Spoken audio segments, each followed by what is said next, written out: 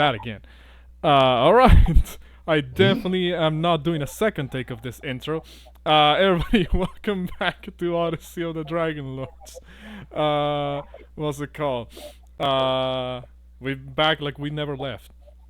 In the last session, the party of the Dawnbringers, Derek, Exandri, Drakgar, Porunga, and Bouxfhades have been caught themselves into a bit of a quiet a pickle, shall we say, deep within enemy territory in the island of Yonder, the base of operations of the forces of Siren, taken in as prisoners of war due to some rather unfortunate series of events.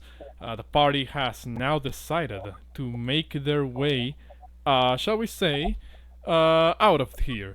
How are they doing that? Easy, by breaking out and causing a whole mayhem.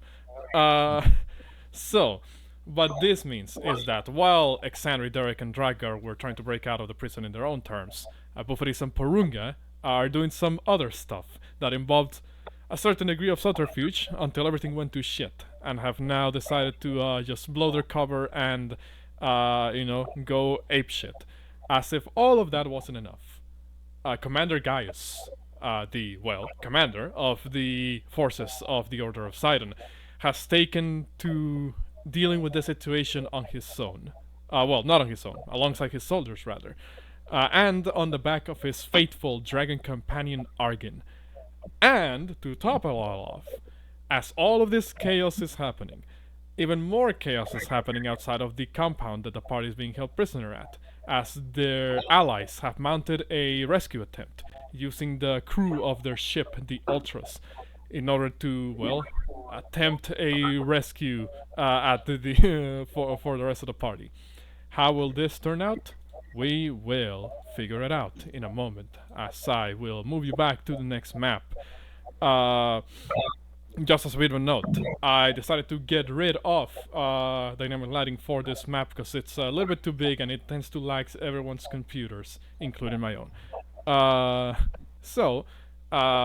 Get ready to see a lot of weirdly placed black spots on the map. But on the bright side, it should not be that bad for computer performance. I say that as I am struggling at the moment to move you guys to the map. Alright, so there we go. Island of Yonder, the Forbidden Library.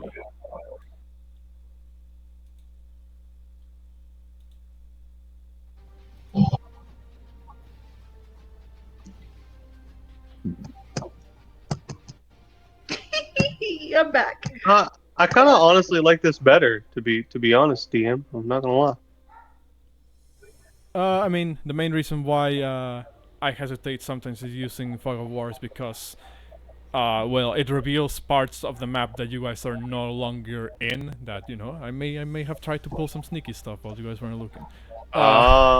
So, but that's neither here nor there. I believe. Last we left off, Bulbug and Lorius seems to have joined the fray in the rescue attempt that they have mounted for you guys. As I roll them into initiative, because I forgot to do that last week. Well, not last week, a month ago. Because that's the last time we played. Oops, Steve. A month ago. And before you say that will date the video really badly, guess what? There's a month gap in between me uploading the videos to the channel, so it's already been dated. Alright, so that's that. Moving on in the initiative order. You guys don't need to worry about this guy no more. I'm gonna delete him from initiative. In fact, though, you still hear the sounds of battle going at the front of the compound. They're starting to get a little bit sparse at the moment. This guy, Mikhail, one of the prisoners you rescued, he got knocked unconscious by Gaius last time we were here. I thought he was still up. What HP? I thought he was still up with HP. Oh, that is true. I was just zoomed out Because too hard that you I like couldn't. laughed about it. Yeah, it was. I was zoomed out too hard that I couldn't see his HP bar. Mikhail is trusting you guys that you didn't leave him to hang dry. You know that you are going to come in and help him against Gaius. So he grabs his weapon and he says, "I didn't get out of that prison just to fall here. I'll certainly won't go down swinging again." He will take 2 swings. Oh! Yeah, that's a crit on on Gaius.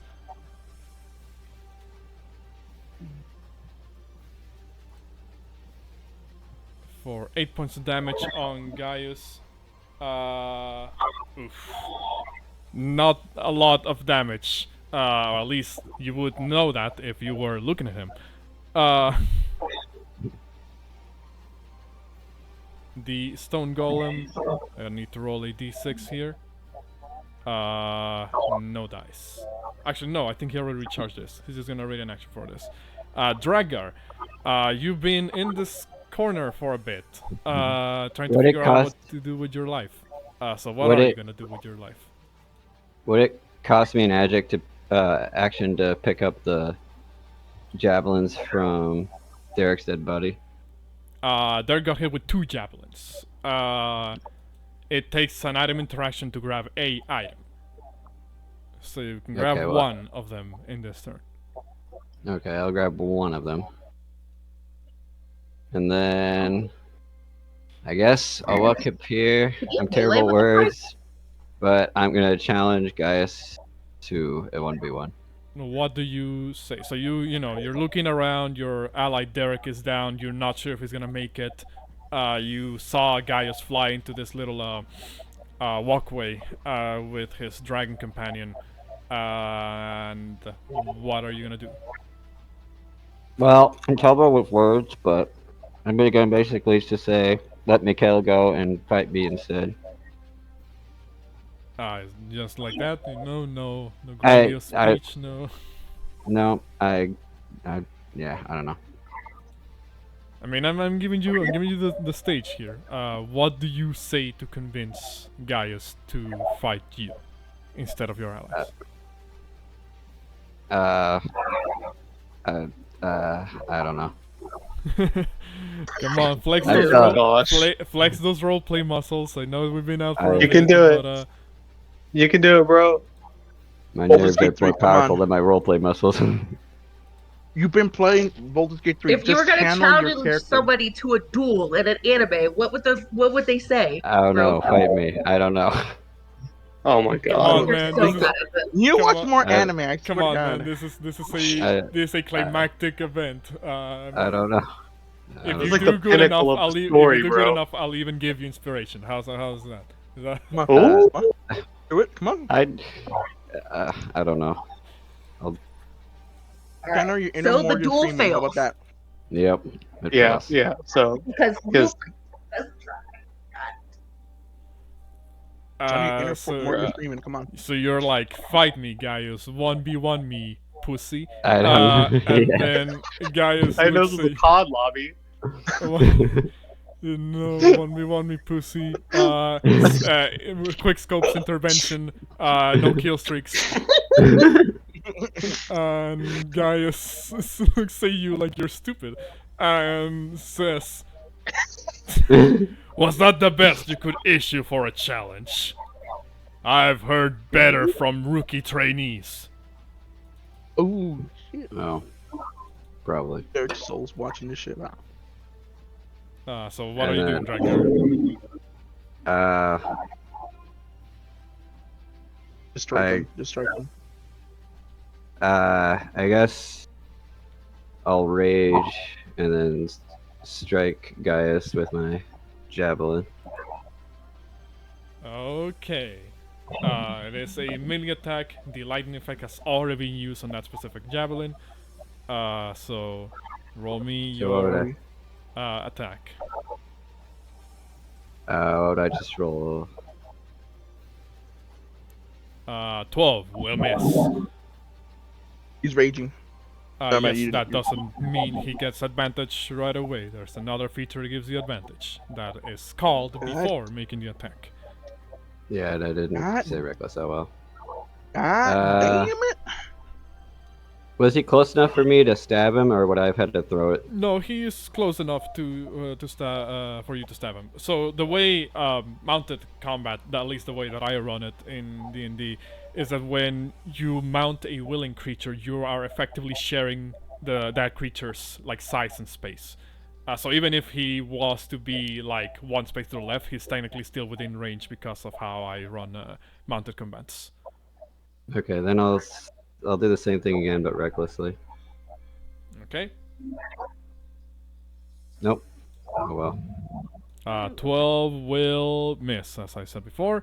So you take 2 stabs at guys with his own javelin, and he looks like, he looks like he didn't like that.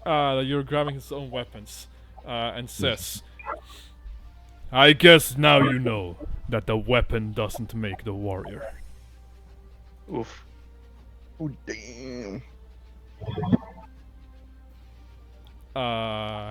Anything else? Nope. Okay. Isn't he crashing? Bouxfhades. It is your turn. As my roll 20 lags, so I have to scroll very slowly up. Alright. So the first thing I do is I look at Porunga, and I say, okay, we both heard, or I don't know if you heard, but I heard the really loud noise over there. We can either go follow the Geigen and figure out what the noise was, or we can just skedaddle. What do you want to do? Maybe we should go see what's going on, but we'll stay. I'll stay as like a prisoner.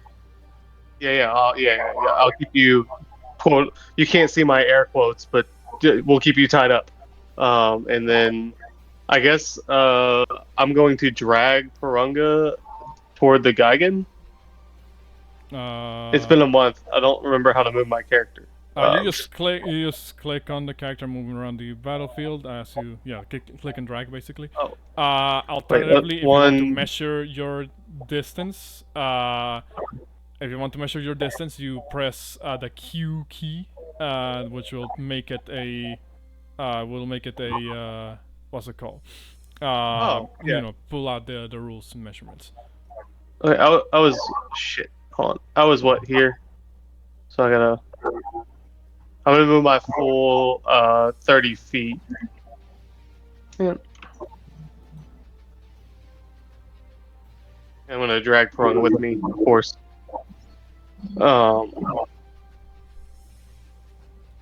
And then I guess no, I don't want to do that.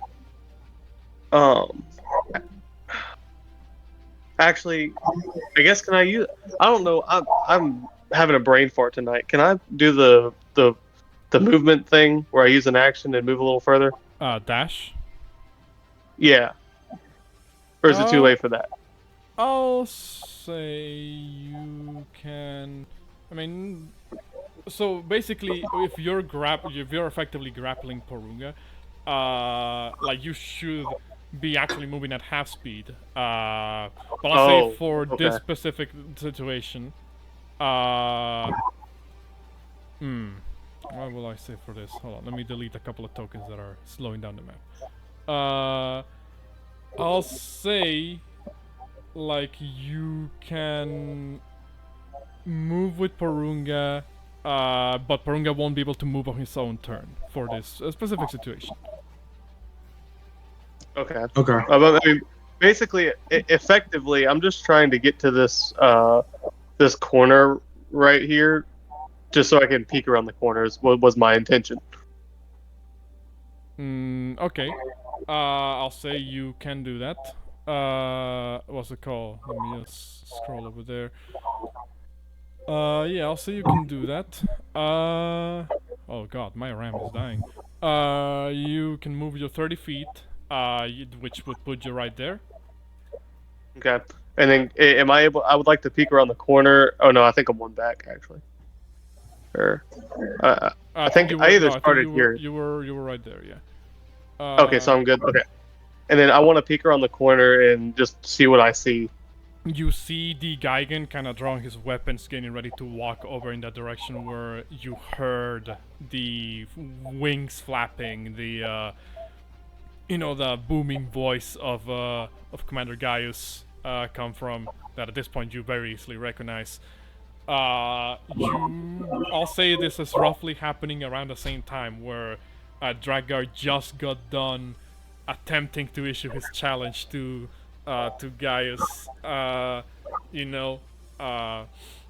it doesn't seem like it was successful. At least there wasn't a convincing enough argument being done there. Okay, and then my last part is did Porunga see all of that too, or do I need to convey this to Porunga?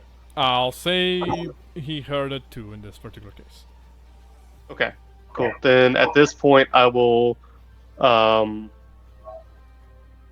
end my turn because I don't really have any throwing weapons to attack the guy again. So, Alright, so you are choosing to end your turn without taking action? actually, before, hold on, let me see what I've got. I'm gonna. Can I use my action to give Porunga another health potion? Well, that's... Yeah, sure, I'll say you can do that. Are you, like, feeding it to Porunga, or are you just passing it over to... I'm just passing it to him. I'll say... I have two on me. I'll say just Oh, takes you an have item. to? Wait. Well, if he has to, Yeah. I thought he didn't have any potions. Never mind. Yeah, I was gonna use one on my turn. Okay. Yeah. No, I thought he had 0 potions. That was my bad. I'll keep my potions. Okay. Yeah, I guess. I'm just gonna, like I said, convey that to Porunga, and then I'm gonna. Can I look around and make sure that nobody can see us, or if they do see us, other than the Gigan? Make me a perception check. Perception. Can I do one as well? On your turn, you'll be able to do that. Okay. Like I said, I'm allowing you guys to move on the same turn under the caveat that you, Porunga, won't be able to move on your turn. Got it. What's it called? 9, you're not sure. You do still see in the distance, like soldiers scrambling around, moving around the compound, like towards the edges of it. Maybe reinforcing positions, maybe, making sure they're not being flanked. It doesn't appear they're looking your way, but you can't be sure. If anything, you'll be able to see the old man running up the stairs, with a bit of a hurry on his step.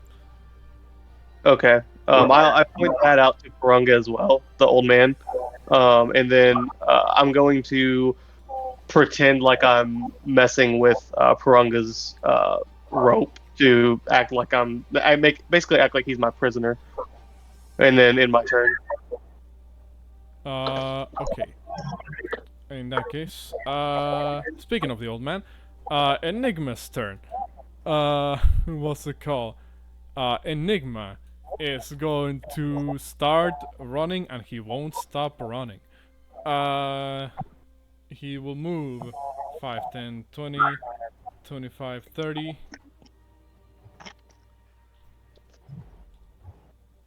My tome! My tome! You hear him say as he dashes inside. My toe? My tome. Oh. With the E. Tome. This book. I was like, did they put some fucking Legos on the ground? Derek, Bastard. another death save, please. I'm just coughing every time someone tries to stick a thing out of me. I'm not technically.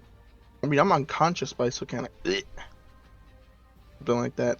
Without loading in my character thing. Character sheet. Wow.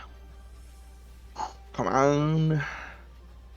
Alright, buddy, come on. Buddy, 1, 2, and 3. That is another success. You are still clinging out to life, so that's 2 successes. Make sure to mark that on your sheet. Yep, got it. Let me actually mark it from my perspective as well, so I know. Get rid of guys. I'm gonna survive. Alright, that's that. The Gigan. He doesn't look back at you, Bouxfhades, but you do hear him say, "Alright, rookie, make sure that prisoner does not escape. We'll be dealing with the rest of them soon enough." 5, 10, 20, 30, 40, well, 35 feet here. He's gonna look over at Drakgar and Mikhail, and he is going to toss 2 javelins at the both of you. So 4 attacks. No. So 1 for each. That's what he meant. Oh no, like two each, but like, whoa, that means 4 attacks. Goddamn. This thing needs all 4 arms. What's it called? Like, he does have 6 arms. Which it's like 4 means he can probably toss like 2 each. But for now he's just gonna toss 1. Because he doesn't want to get too close just yet. So 1 Mikhail. Give it a moment, it's rolling. 15. He is not wearing a lot in the way of armor at the moment because he's still just an escapee. Which means that hits and Mikhail is down. You see Drakgar as the Gigan kind of grabs a javelin from his little quiver on the back and flings it over at Mikhail, who just kind of pins his arm against the wall behind him. The other one is coming at you with advantage because you reckless. Where is the... I just had the guy against stab block here. Ooh. So it's a That definitely hits. 25 or 24, which I think hits regardless. You take 10 points. reduced to 5 points of damage. Thank God. Ouch. The Gigan says, "Don't worry, Commander. We'll get him soon enough." Alright, the soldier over here. Now that he doesn't have to deal with with Mikhail, because he's been incapacitated, taken out of the fight. He is gonna look over at you, Drakgar, and say, "You should have never left your cell." As he moves over here and will take an attack with, I believe this guy had a regular spear. Yes, he does. So, give me a moment. He will be doing that in a bit, as soon as Roll20 and my computer cooperate with me. You know what I think is slowing me down? I think my the voice mod app is slowing me down significantly. Don't worry, I'll address that in a moment. So here we go. Spear. Oh, my bad. Sorcerer, that's what he had.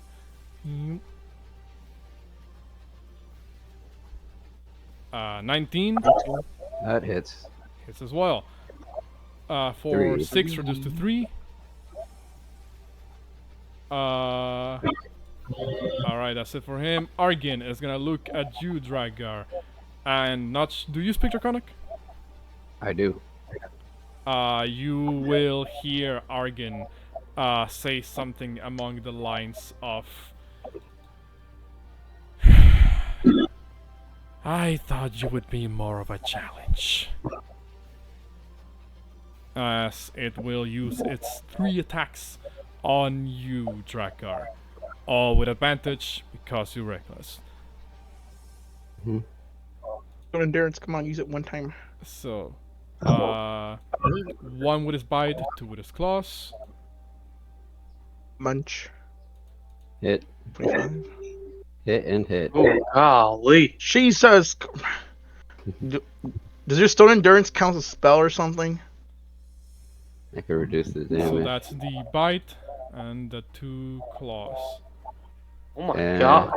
I'm gonna stone endurance the first one. Alright. Argin's dice are definitely loaded, bro. Definitely What loaded, is my it? guy. D12. Yes, it's a D12 plus your con. 12 plus con is 4. Okay. So I take minus 30. Hold up. You have it's 34. It's 43. By 2. 21. Quick maths. Okay. Divided So by that's 2. that for Argin. 21. Hold on, let me just make sure we are counting that correctly. Minus 4. Divided by 2. So about 20 damage. Correct. Hold on. Is it 21 or 20? You choose. Oh, I fucked that up. Give me a moment. Hold on. What is your con? Where's your con modifier? 2. 2. Oh, miscounted that.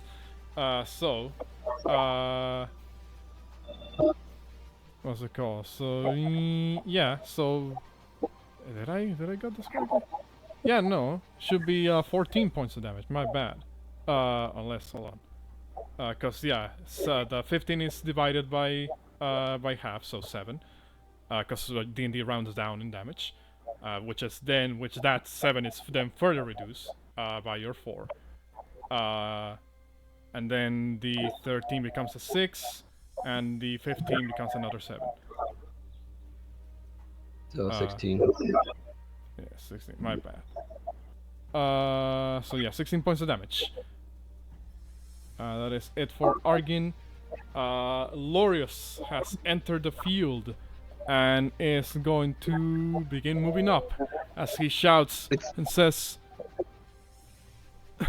"Don't worry, everybody. We're here to help. Just run. We'll make sure to keep them busy." That's what Mr. Bulldog said. So he's gonna move 5, 10, 20, 25. He's making sure to steer clear away from the stone golem there. He's gonna walk over here. He can't reach Derek right now. Correct. Can't reach Derek to Get help ready. him out at the moment. But he will...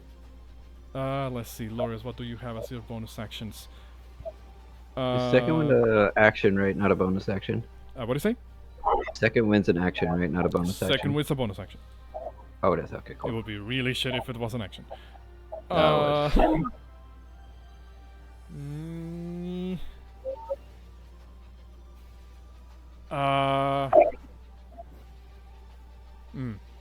He can't reach you at the moment, Derek, but he will look over at Drakgar, who I believe you are within range for this. Yes, you're still within range.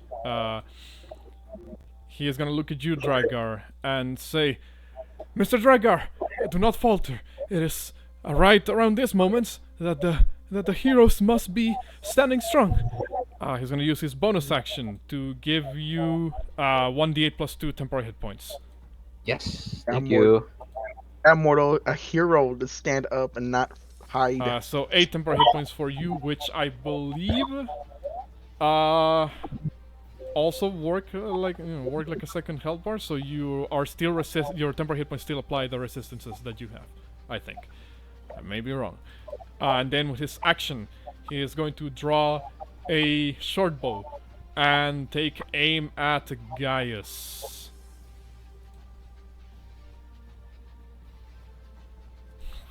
Which will hit Gaius for a meager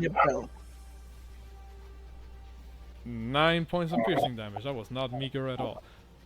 Yeah, I was gonna say, is 9 meager? I mean, he has like a +2, +3 modifier to his dex, so like I thought he was gonna roll like a 4.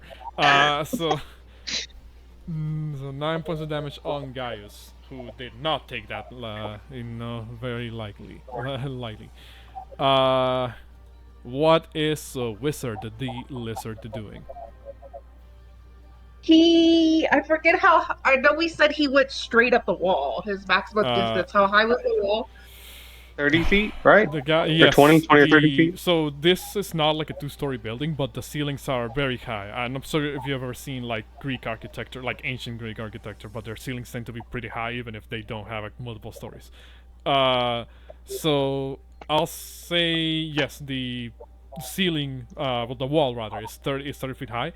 But you know, like the moment you finish those 30 feet, you're basically at the roof. He will slowly make his way along the roof.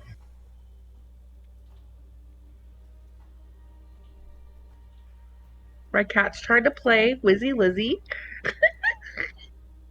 I was like, that's definitely not the roof.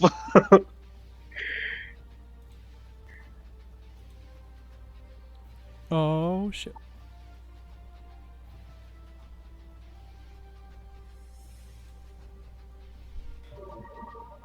$30 would be right here. He is all the way up at the top, though, just trying to follow his bros down below. You hear an old man say, "Is that a lizard in the roof?" No, I knew it. I swear to God, guys. no, you don't. I But, swear to God, guys. But you'll see that in a moment. So is that the end of Wizard's turn? Does Porunga look like he needs healed? I can't tell because I'm on top of him now. Porunga is looking pretty hurt, but I'll say Wizard would be smart enough to see Porunga reach for his belt to draw a potion. Okay. Was it down on Derek's face? Bink. I'm gonna put That's like Wizzy's turn. little... He's just slowly following them. No actions? I mean, he could go down and eat Porunga. No, just joking. That is always an option. Alright. So you're telling me that eating someone does not provide health points? That's dumb. Wizzy joins the army of Sidon. What is this? Specific creatures that do regenerate hit points from eating other creatures. Sadly, a riding lizard is not one of them. So... Dang it. Alright, Porunga, it is your turn. I'm going to use a health potion. Yeah, bonus action, you use a health potion. What rarity is this? This is a common one? Yeah. Okay, so that's 2d4 plus 2.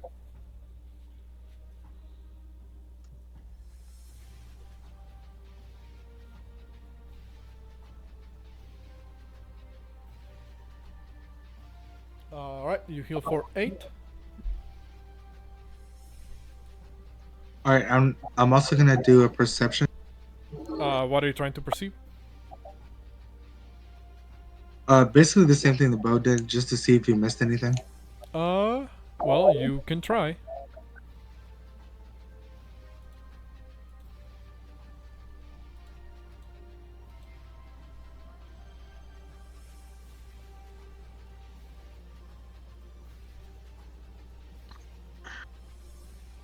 $17. You perceive basically the same thing Bouxfhades has, except you start noticing that there's like a good number. There's a bit of movement that you see in the structure north of you. You will notice as a bunch of robed, almost like monk-like figures seem to be moving deeper into the building, kind of scrambling, almost as if in a panic. I'm gonna relay that to Bo to say like, hey bro, do you see those people up there? Do I see them? Kind of hard to tell from this angle because by the time it's pointed out to you, the the people already like left. I'll say I think I saw movement, but I'm not sure. I was like, I just noticed some movement going on up there in that building. Well, what are your thoughts? So we have kind of two options here. We can go to where the fighting is down south, or we can go check out the whatever you saw. I'm not sure what to do because the old man also went into that building, so we don't know what he's up to. Right. Well, our options are either we can either stick together, or I can cut you loose and we can go separate ways, or we can just yeet. So I'll let you pick. I think it's safer if we stick together because we also have Lizard following us. He is. I didn't notice in my perception check. Yeah, he's like above us. You just didn't see the lizard. Okay. Well then, You put some parole I'll, very nicely. I'll leave the call to you. I believe we should go see what the action's about, but that's just me. But if you think it's a better idea to go check out what you saw, we can go that way. Yeah, I think we should go see.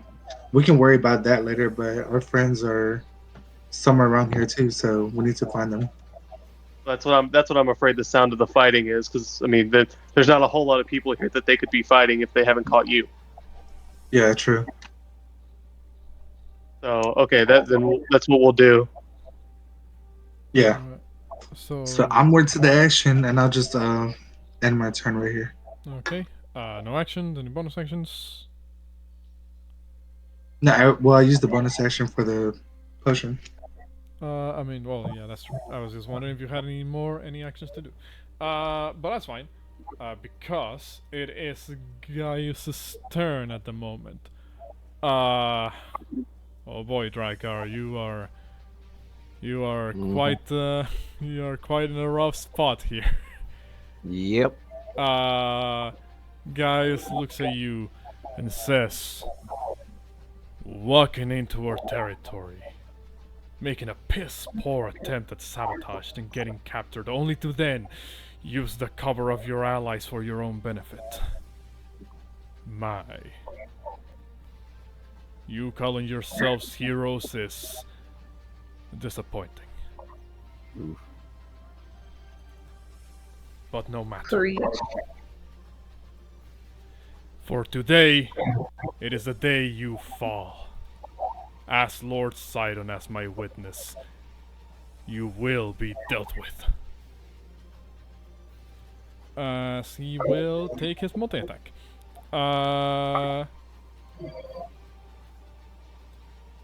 3 attacks with his spear on you, Drakgarino. 2. Spear versus spear. Who will win?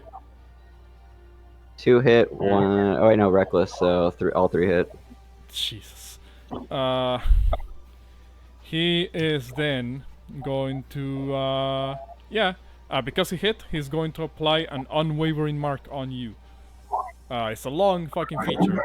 But basically what this means is that while you are marked and are within 5 feet of Gaius, attacks on anybody that isn't him are done at disadvantage. Got poppy. Alternatively, if you still do decide to attack one of his allies even though you're at disadvantage, he can make an additional attack on his turn against you. Fun. So I can't steal the sword. Let's go. So he's so yeah. So first one, second one, and then the crit. So that's 4, 5, and 4 respectively. 4, 5, and 4. For 13 total. That's after the halving, or is that before the halving? That's already. Oh no, that's after. Yeah, okay. Otherwise, So we'll be in a lot of problems here. So yeah, I was it trying to do called? math at the same time as you were doing it, so I check. confused myself. So 51 minus 1, 3. This hasn't taken a lot of damage, so he's gonna let his bonus action be for the time being, but you are now marked by Gaius. That is EOT for him. He could action search, but he's not going to. Exandri, you are invisible, I believe. Chandras has made you 51. invisible Yep, at the I time. am invisible. Sorry, my cat's really trying to play deep.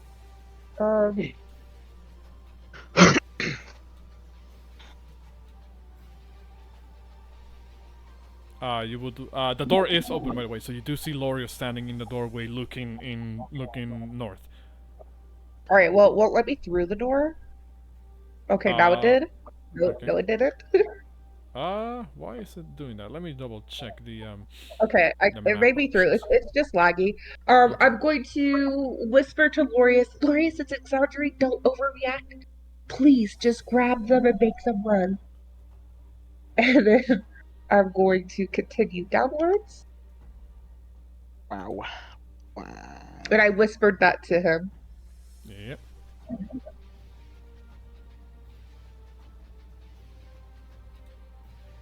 He doesn't react, physically, but he does kind of do like a nod along. Can I use my action to move more? To dash? Yes, you can dash. Dash to flight. Also, I have gotten rid of the thing to prevent movement. So Exandri. And then Yeah. I'll make it over to Billbug, and I'll do the same. I'll whisper. I'll be like, Billbug, it's Exandri. Don't overreact. I'm just invisible. Please do your best to grab everybody and flee as fast as possible. He doesn't, he's kind of looking around a little bit confused and says, not sure where you are at the moment, but don't worry. We came in with a plan. Alright, it's a good one, trust me. I hope so. Alright, I trust you. Good luck. You guys have done so much for me that it's time I do something for you, I figured. And then I'm flying, so I will flutter 10 feet down the side of the edge. Alright, that's your last 10 feet of movement. Bullbug is gonna begin to move, making sure he avoids the stone golem right there. He's gonna move 5, 10, 20, 25, 30, 35, 40. Right here. He's gonna shout at Gaius and Argin and the Gaigan and the soldier, and he will say, "Hey, ugly!" As the soldier and the Gaigan turn, but it like immediately. But it takes guys like a couple of seconds to turn. As Argin, the dragon, kind of begins to let out this kind of hiss almost at Bullbug. As Bullbug says, "Why don't you take on someone the size of your dragon?" Really immortal, wow. Gaius looks at him like confused. As Bullbug follows that up by saying, "Alright? Yeah, you're very tough when they don't have anything to fight back with, huh? But look at me!" He kind of punches, hits his shoulder, with like a punch. I can't remember. You guys did buy him armor? I don't remember if you guys did. Yes, we bought him armor and a weapon. Yes, he kind of hits his chest in the, like against the armor, that you guys give him. And he says, "So how about it? You and me, right here, right now."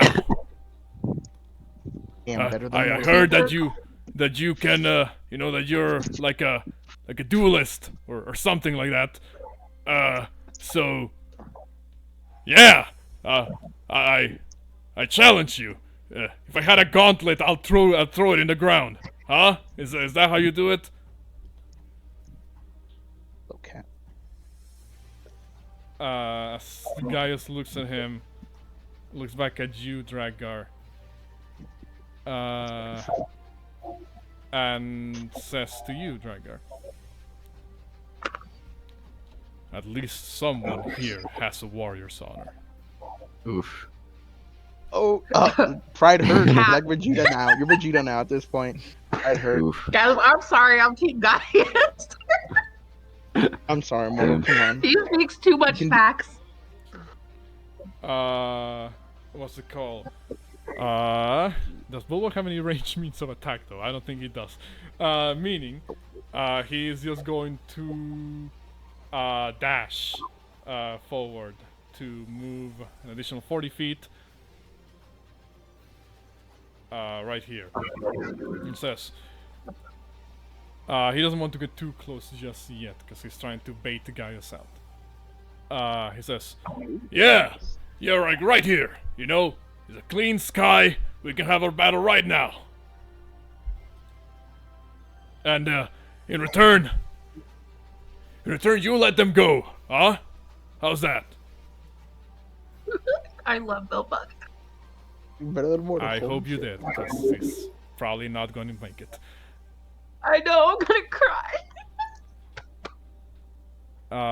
I need to roll something in the background for both Bulbug and Gaius.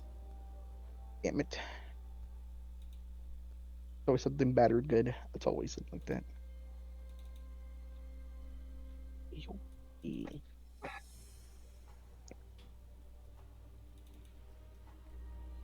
Alright, where is Bulbug's sheet?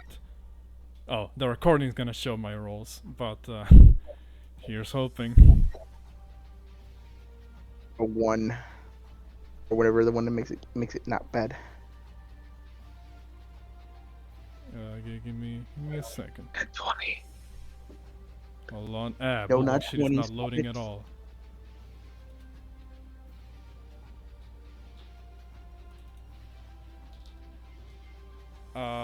You see Drakgar as Gaius kinda points his spear away from you and points it towards Bulbug and says, "If their lives mean that much to you, then I will oblige your challenge."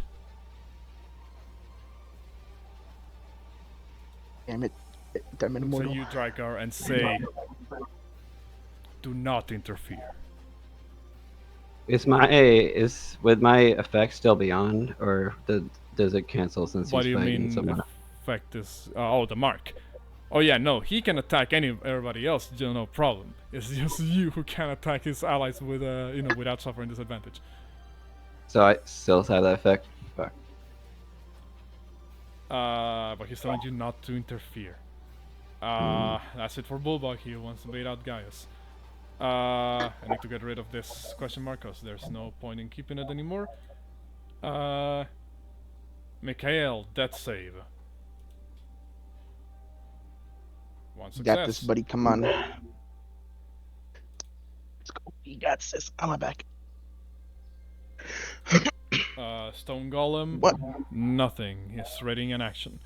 Drakgar. What? What do you do? Is You it cry. an attack, a regular attack to disarm?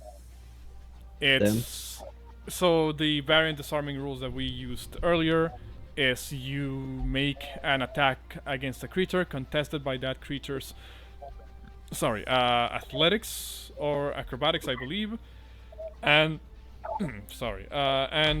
if your attack roll is higher than their own check, you effectively disarm them of that weapon unless it's a weapon that cannot be easily disarmed. Additionally, And then if they're holding the weapon with two hands, you make the attack roll disadvantage. so it's a short sword. I want to attempt to take their short sword, You can then- try. and then I'm raging. So wouldn't that give me advantage on strike checks? But since Gaius' ability, would I make a regular? Well, no, Like 'cause a you're rock making check? a strength check. You're making an attack. Or Which, yes, would suffer from the disadvantage thanks to Unwavering Mark. okay. So what roll would that be? Athletics, right? It is no, you are making an attack. Oh, just regular strength. Yeah, no, I'm Yeah. trying to figure out what You're button to make- press. you're making an attack with the weapon that you're holding to disarm the person of their own weapon. So whatever weapon you're holding, you make an attack with that. Oh, and then I would attempt to. Okay. No, they have to make the Oh, they check have. in Okay. response to you making the attack. Okay. So that's a 14.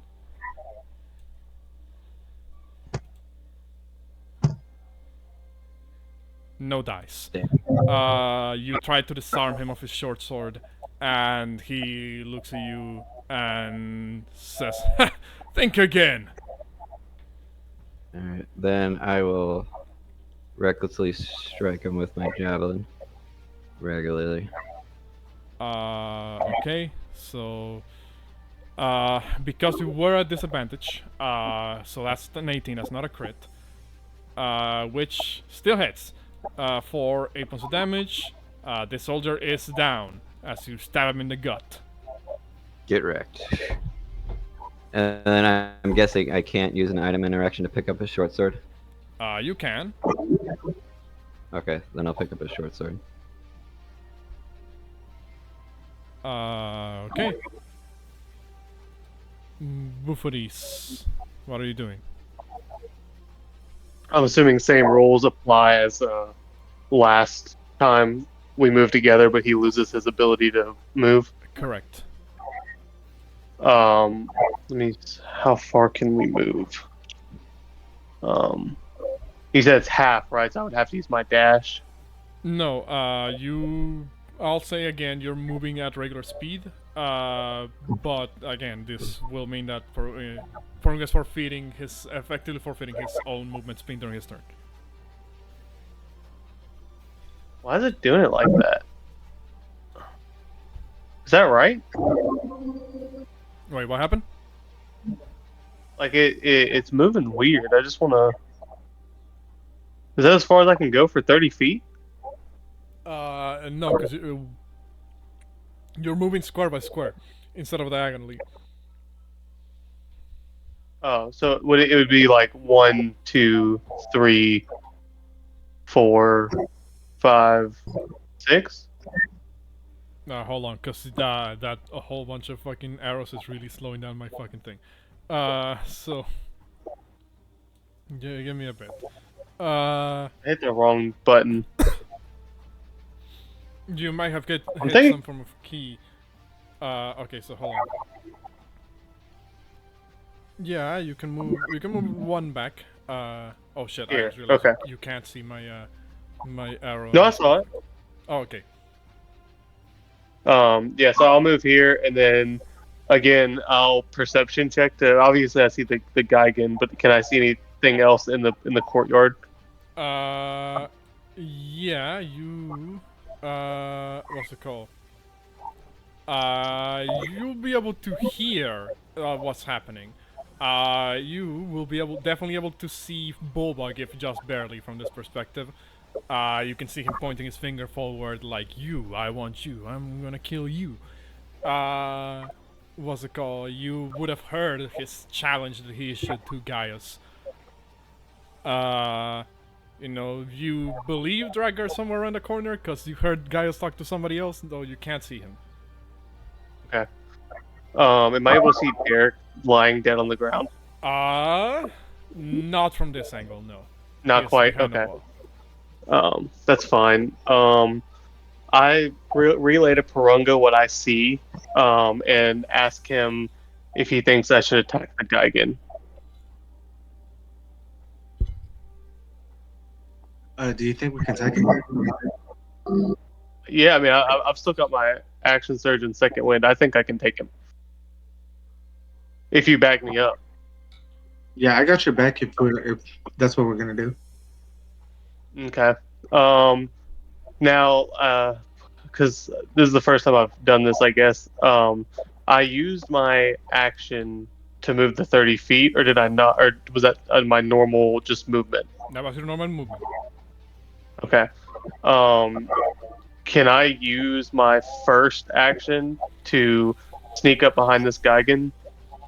You can dash to move closer, or you can take the hide Yeah. action. No, I don't want to hide. I just want to charge him, basically. Okay. And I'm gonna do so. I'm gonna do so with my greatsword. Not. I'm gonna put. Hold on. I gotta fix mine because I think I've got my shield if you take your equipped. action to dash, you can't attack in I'm gonna- that same turn unless you were to I'm gonna action surge. Okay. to get not really a sneak attack, but an attack from the behind. Well, So yeah, no, you can certainly do that. So, action dash. I'll say Yep. for this specific movement, Porunga can't move with you. that's fine. I'm gonna leave him. And for point of information, the ropes were not tied tight, so he can get out of them easily. Okay. I just didn't know if you remember that from a month ago. So yeah, you move dash, and then what? I'm gonna use my action surge to attack the Gigan. Okay. Let me. Where's my action surge at? Gosh, there it is. Okay. Yeah, just make sure to tick it off to. Right, that's what I was trying. I just couldn't find it on the screen. It's been a hot minute, and I am using my my greatsword +1. So let's see.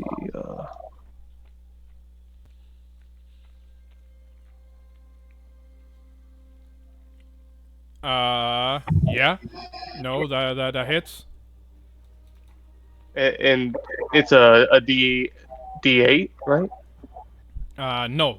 Just click the word greatsword in the chat, and it'll roll damage for you. The greatsword deals 2d6.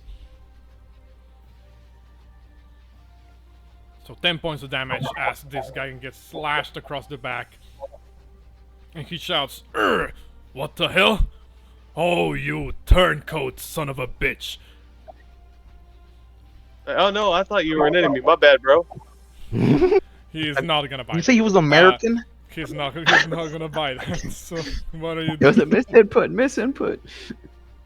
Yeah, that was an accident, bro. I didn't mean to. I thought you were a bad guy. No, he's not gonna bite. I think he looks at you and says, "Commander, back we down. have a traitor in our midst." As Gaius doesn't really look back, but you hear him say, "Take care of him. I am busy."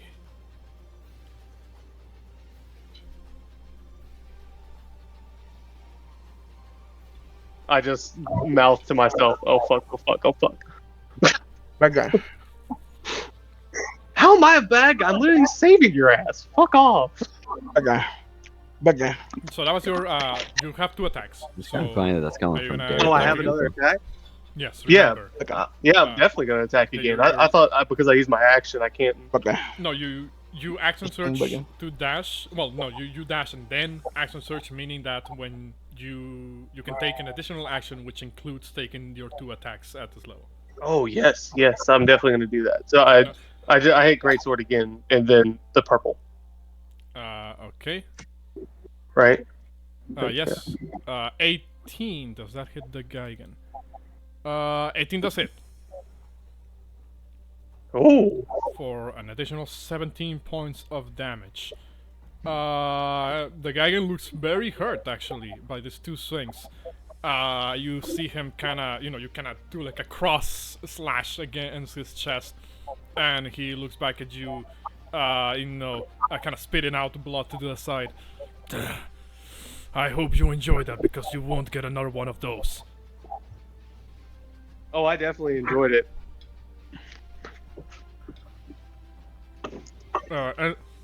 Anything else?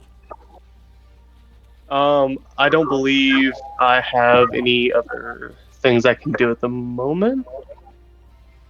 So yeah, I'm good.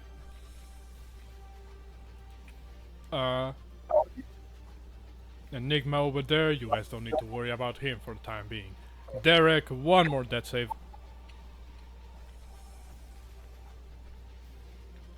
Alright, alright.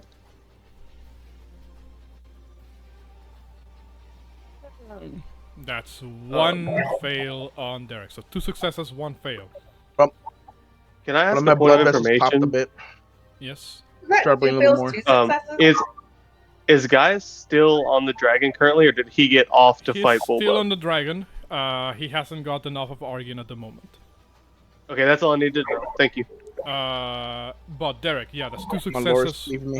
That's 2 successes, Leave me, 1 buddy. fail. Where? If you fail 2 more, you are dead. So here's hoping that you don't fail 2 more. The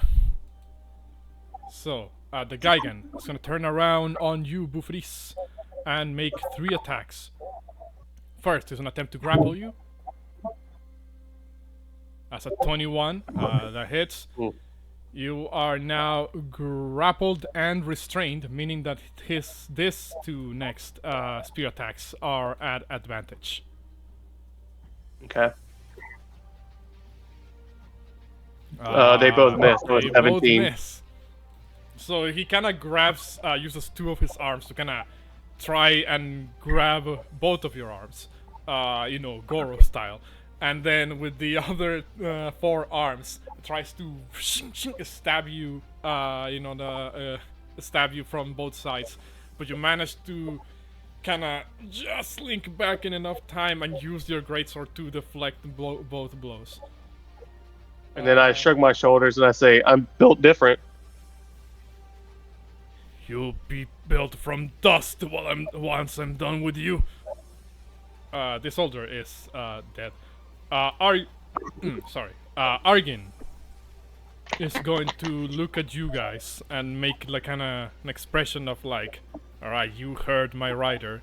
None of you dare move a fucking muscle while he conducts his business. It is gonna hold. Actually, no. It is going to. Yeah, no. He's gonna stay right here and hold an action. That you guys won't know. Lorius. He's gonna shout from all the way down at the courtyard. Everyone, through here. We must go. The ship is closer. We need to get away from here. He's gonna attempt to rush forward. 5, 10. 20, 25, 30. He is gonna look at Bulbog and say, Mr. Bulbog, be careful. He's gonna give him temporary hit points so that he can fight guys. I yell back at Lorius that, grunting, saying, I'm kind of busy here. I can't really run. Okay. He says, just do what you need to do, but we must go now.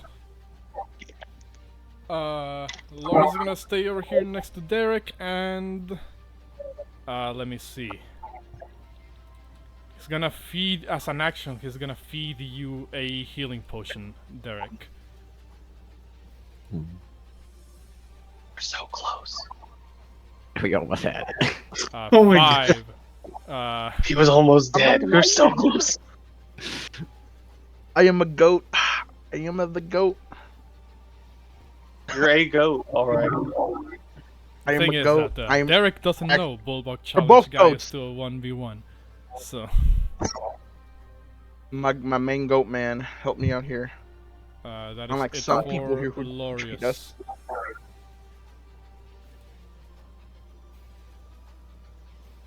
The wizard.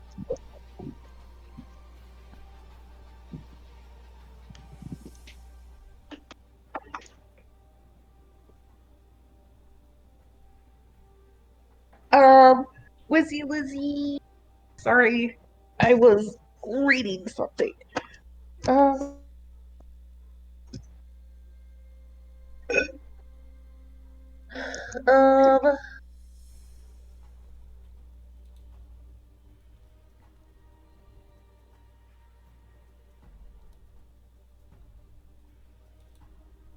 Sorry, I'm trying to scroll up to find Wizzy Lizzy. He's going to still stealthily try and make his way around the corner.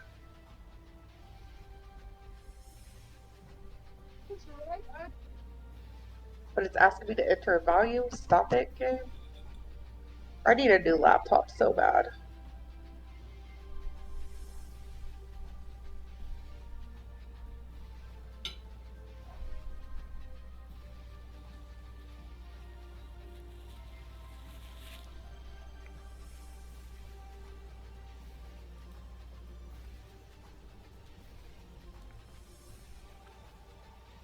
Sorry, it's lagging.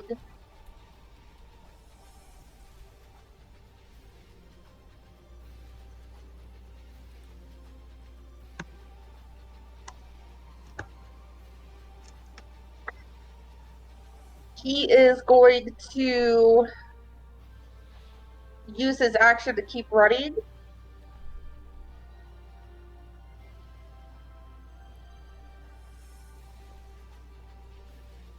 Okay. So he dashes? Yeah. This right here is a wall, right? So technically everybody on the other side still can't see me because this right here is a wall. Correct. That being said, Wizard can go over on the roof and go across the structure if he so wishes to. He's gonna do that. So, All you can hear tap tap tap tap tap tap tap tap. What the? So he Teddy, he's gonna look over with his big eyeballs and observe the other room. What does he see?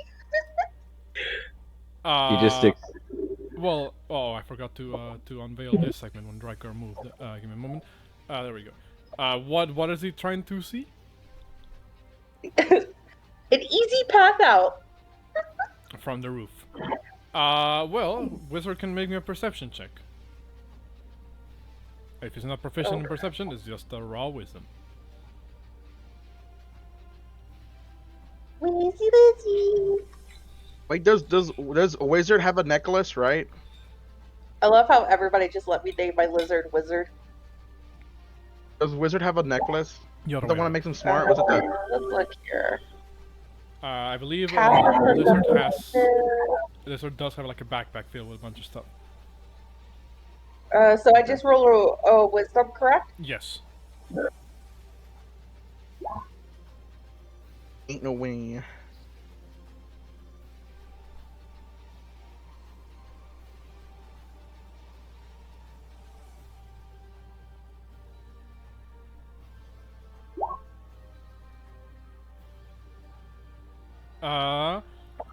With a 5, not a lot then Wizard can see from the roof besides the battle happening on the, immediately on the outside. You guys can't see it because I blocked out the segment over here. Oh, actually, Xander, you would be able to see it from your position. I didn't reveal the thing. Give me a moment.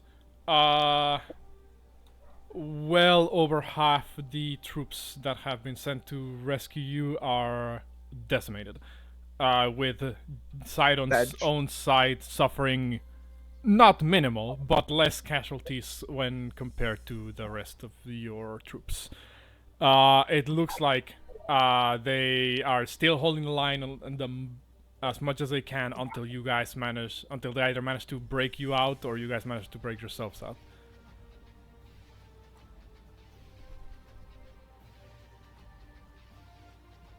So, what do you do? What does Wizard do with that information? I'll say, even with a 5, it's clear enough that, yeah, the alarm has been sent out through the rest of the island. You see more of those fire beacons lighting up in the distance. You're not quite sure if they're sending troops this way, but that's as best as you can get.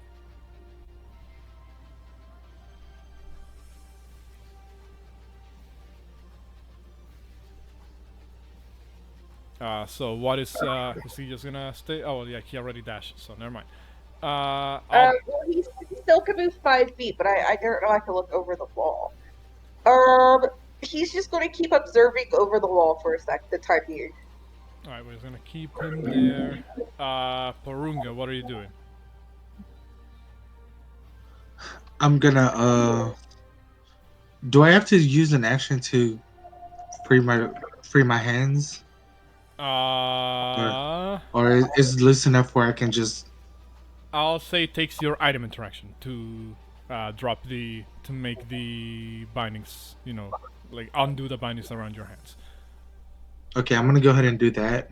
Alright. Then I look over at the Gigan. Yeah. And I'm gonna cast Magic Missile at him. Go ahead.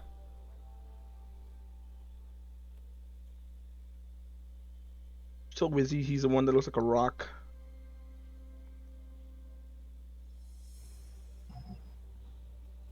So 5, 9, 13. Yeah, 13 points of damage on the Gigan.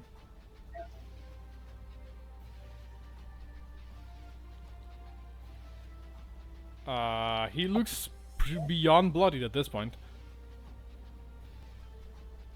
Okay, I'm going to use a sorcery point and quicken a firebolt at him.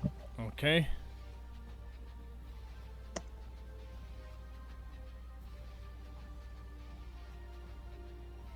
So roll me a firebolt.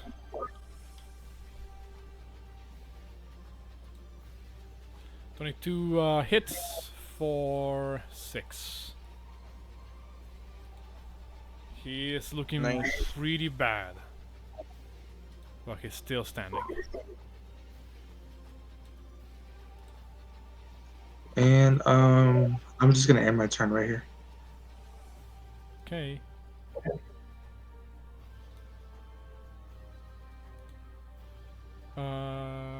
Alright, so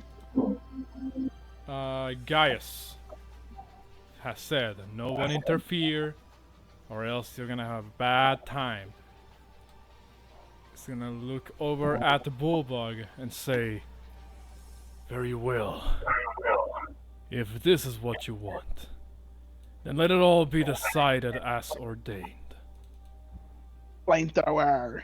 He's gonna look at you, Drakgar, and say, consider yourself lucky that your teammates have more of a warrior's pride than you. Oof. Facts. As he's going to dismount Argin, using 5 feet of movement.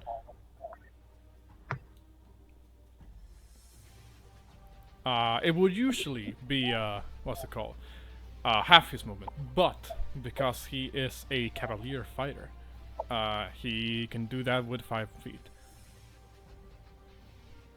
And walk up to Bulldog. Bulldog towers above Gaius, but he doesn't care. He does this. He walks up to him and is going to take 2 swings at him. Oh, I accidentally rolled one. Rolled one to the GM layer. Let me see if that hits for Bulldog. That just hits Bulldog. And then 2 more that I'm gonna be visible because I forgot I had him 2 GM. Is he punching him or something? I'm sorry. Stabbing him. Oh, the spears. Oh. So. Stabby. Stab. Yeah, 2 hits.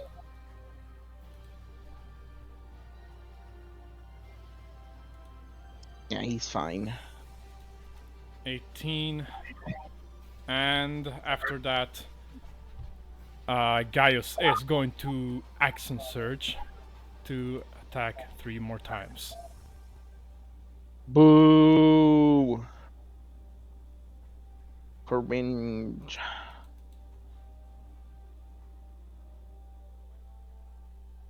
Oof. Miss. 1 more hit. Miss. Thank God. Thank God. For another 8. Bulldog is not looking too great. Gaius is then going to make...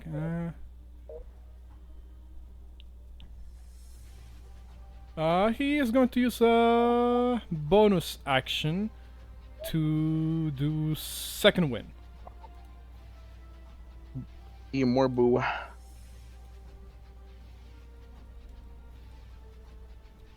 You only took how much damage from Immortal 6? Well, no, because he took a bit of more damage from other sources. Alright. I'm trying to remember who he got attacked from, my bad. That is Gaius' turn. He still has 1 more Javelin of Lightning if he's saving up.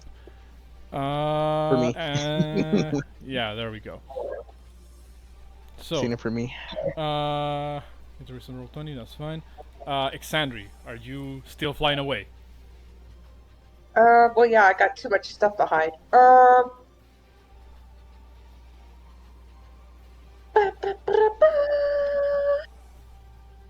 Alright, so I gave the boys the message to tell them to run.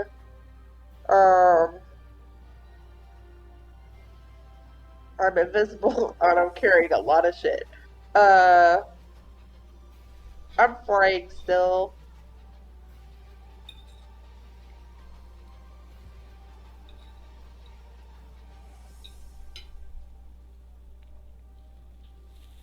And I'm just gonna keep flying over here.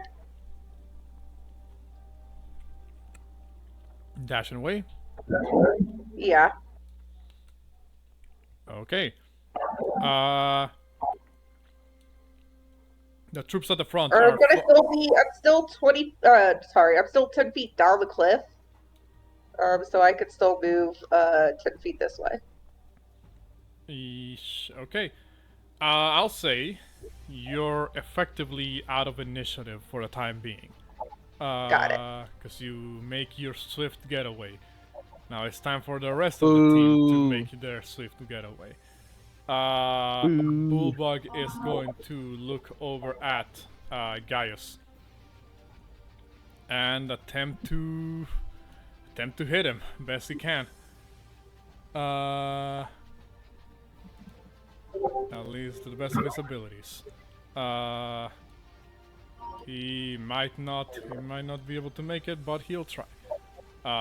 Here we go. 2 great axe attacks. Double crit, come on, buddy. I believe in you. One would hit. However, Gaius is then going to use his reaction to activate warding maneuver.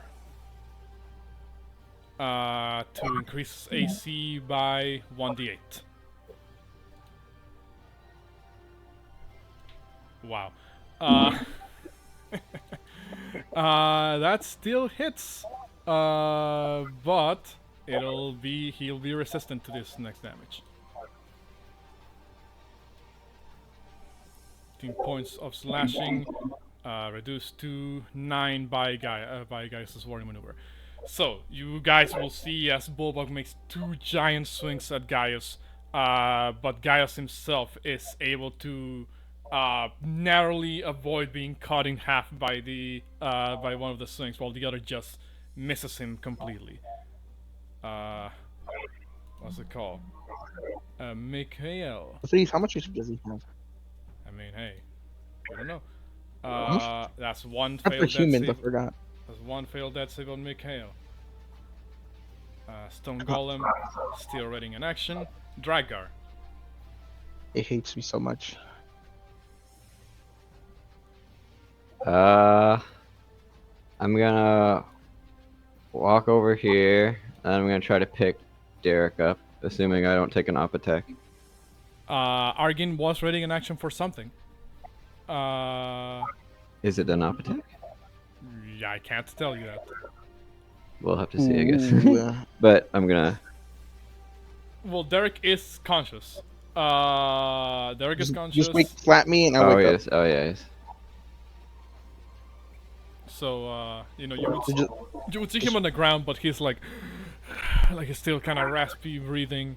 As Loris just finishes feeding him like a healing potion. Loris looks at you, Drakgar, and says, "That was the only one I had. You have to get out of here now." I guess I'll help him up so he doesn't have to use half his movement speed to get up. I'll say that takes an attack to grapple him and get him up. I'm wokage. Okay, so I'll do that. Oh, time to put my middle finger away. Never mind, I just want to go away. And then I guess I'll just continue to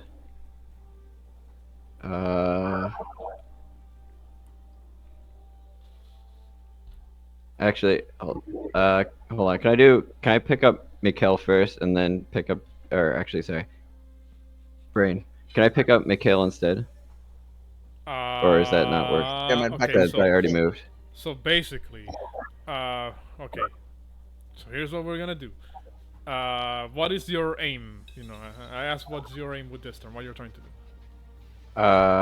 Well, Mikhail's still unconscious, so I'm gonna try to pick him up and try to move him away from the battle. Okay. That will make you move Actually, do you have powerful build?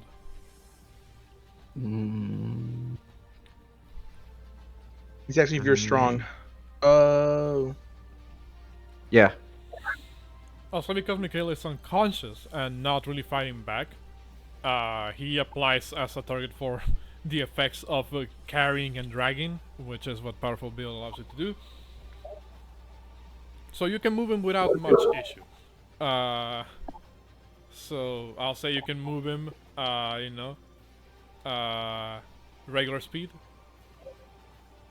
Okay, so I was here. So I move 5.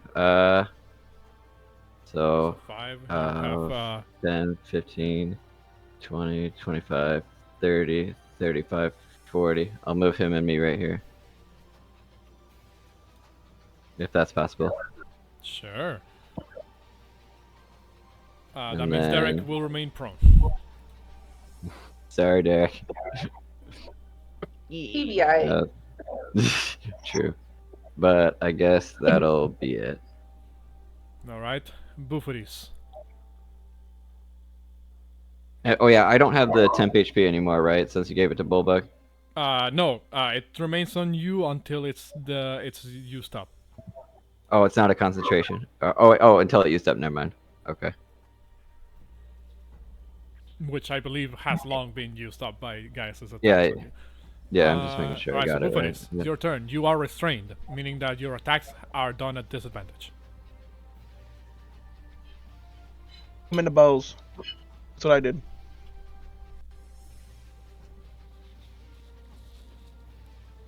How far can you throw something? It depends. What are you trying to throw? Pocket sand. There's sand. Pocket sand.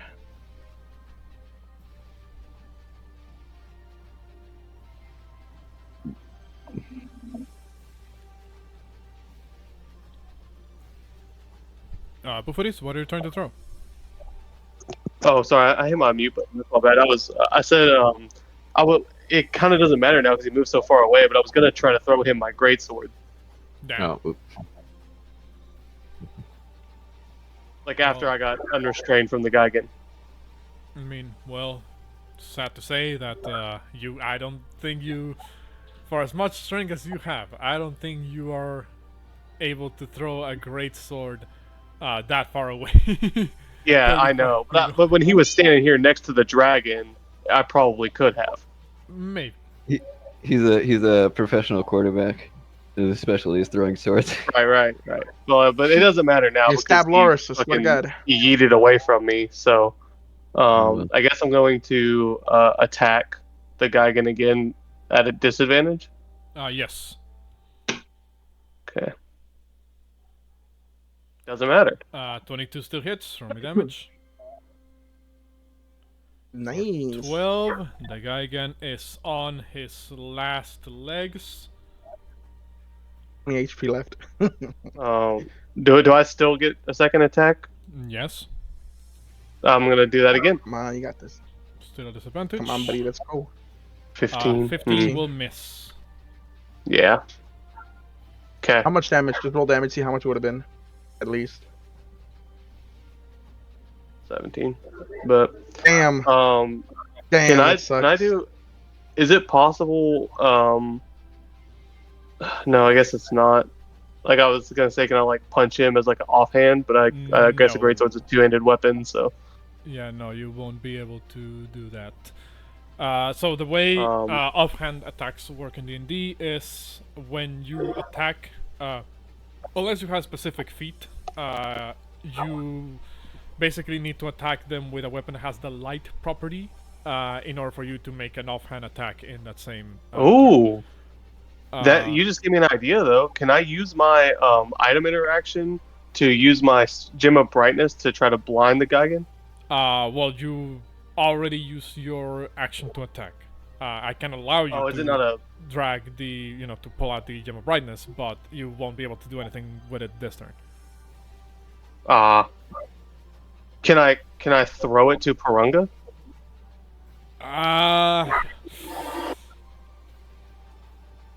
I'm not sure I can allow you that. because you already attacked. Okay. And it would Dang take it. an item interaction to pull out the gem of brightness. Right. Okay. Then I guess I can't do anything else. I guess I'm stuck. Alright. Derek, you are back to the land of the living by the skin of your teeth. Rather, Loris's teeth. He gave you his only healing potion he had. Alright. You see Gaius fighting Bulbug. You see Argin the dragon looking at you in a particular direction, and like, ooh, things are about to get rough. Okay, so I'll get up. So that has my movement speed, right? If I'm me getting up. Yes. Like that. Okay, so I will stand up. So I'm like, ugh. Oh, that floor was that ground is not soft. I hurt a lot. I look around. I'm like, what the heck is Bulbug? What the heck? Oh, okay. I look at Dragon and be like, oh, that one guy with the knife. I will use a walk here, right? Yeah. And I will. Where's my spells at? Spells. Where's it at? Let me look at the information real quick. I will use my bonus action to cast Healing Word at level 1, so just a base on Alright. Mr. McHale's. Okay. Healing ward at level 1. Healing 4, how much? 7 points. Mikhail is good. back in the land of the living. I mean, of course, we have a bad guy on our team already. He's the one fighting the other guy over there in the corner. Oh He's my the bad guy. god. And then I'm like, can I visibly see the Geigen from here? Yes, you can. Okay, so I can do something finally. Since I used my bonus action, cannot use that. So I go to Dertalinius, and then I go to my spells, and then I press this button. I say, which one does what? I mean, hey, you know, I can't use. I'm sorry. I'm just trying to make sure and see. So it's not that one.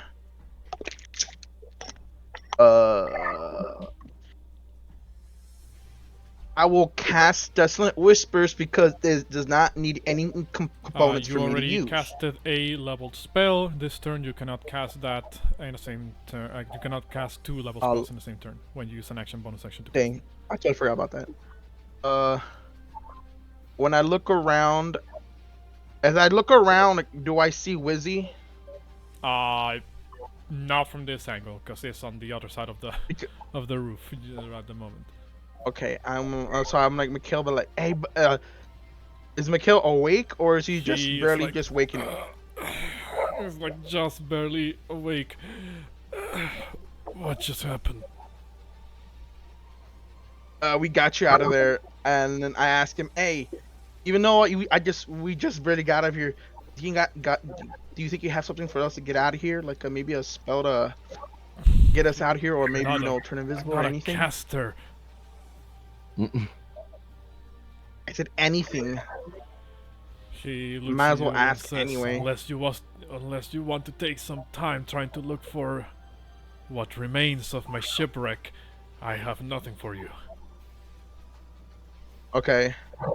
And I see Bouxfhades since he's still being held by the Geigen? Yes. Actually, hold on. Would you see him from this angle? I don't think you can see Bouxfhades specifically, but you can see the Geigen holding someone. Like I said, you can barely see like Bouxfhades' arms being restrained by the Geigen. So well then now I scream out. Well then since I don't know he's here or around, I'm just gonna yell it out anyway. But since I don't think I should, to be honest. I'd call something. What are you doing, man?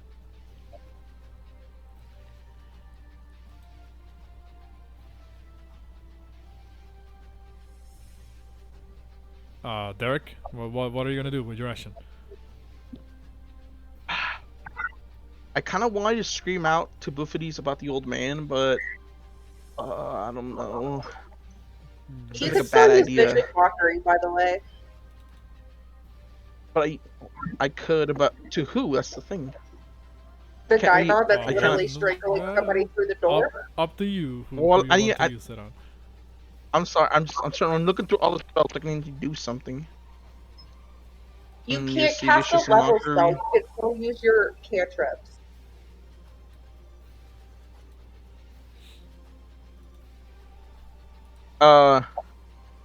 I'll cast Vicious Mockery on like. Wait, how far is it again? 60 feet. Okay, 60 feet. I'll cast Vicious Mockery on the Gigan, Okay. and I'll tell him, "Hey, 6 hands.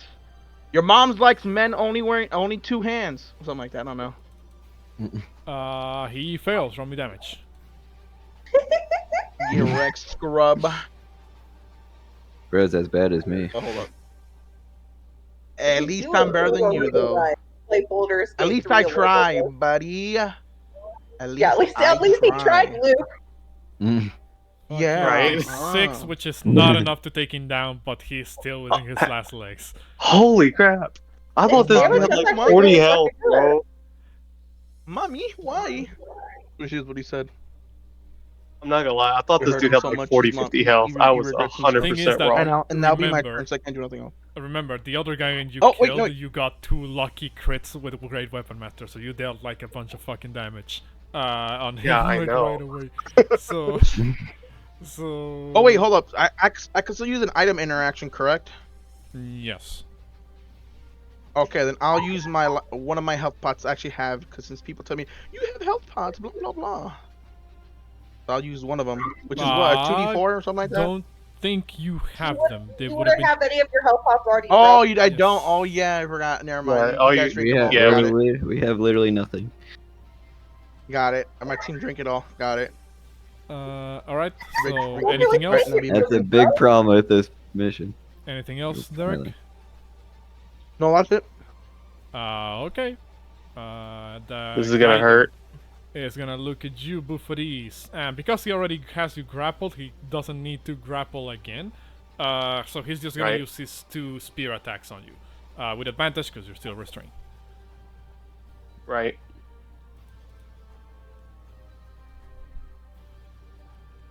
Yeah, Oof. I'll say both of those hits, Those I hit. think. You do.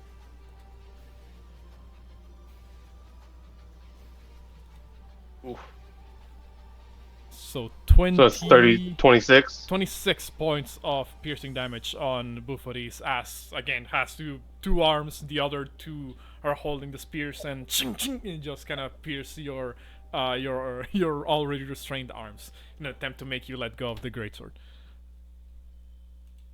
The Gigan is then noticing that Porunga is providing covering fire from afar.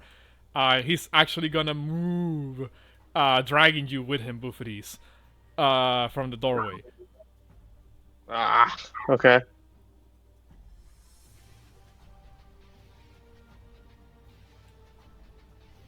That's 35, 40. Holy shit. There's a lot of What arrows. what can I see now? Can I see what I can give see me a now? second, I'm about to reveal the area. You see what appears to be a sort of how to describe this? Appears to be like a sort of side area, like side courtyard, that seems to lead into another watchtower and some form of battlements of sorts, from where you see a Gigan and 3 more other soldiers kind of raining down javelins on the rest of the troops of the Ultras. It is not a pretty sight. Let me make sure I'm revealing instead of hiding. Here we go. That's the... Oh, there we go.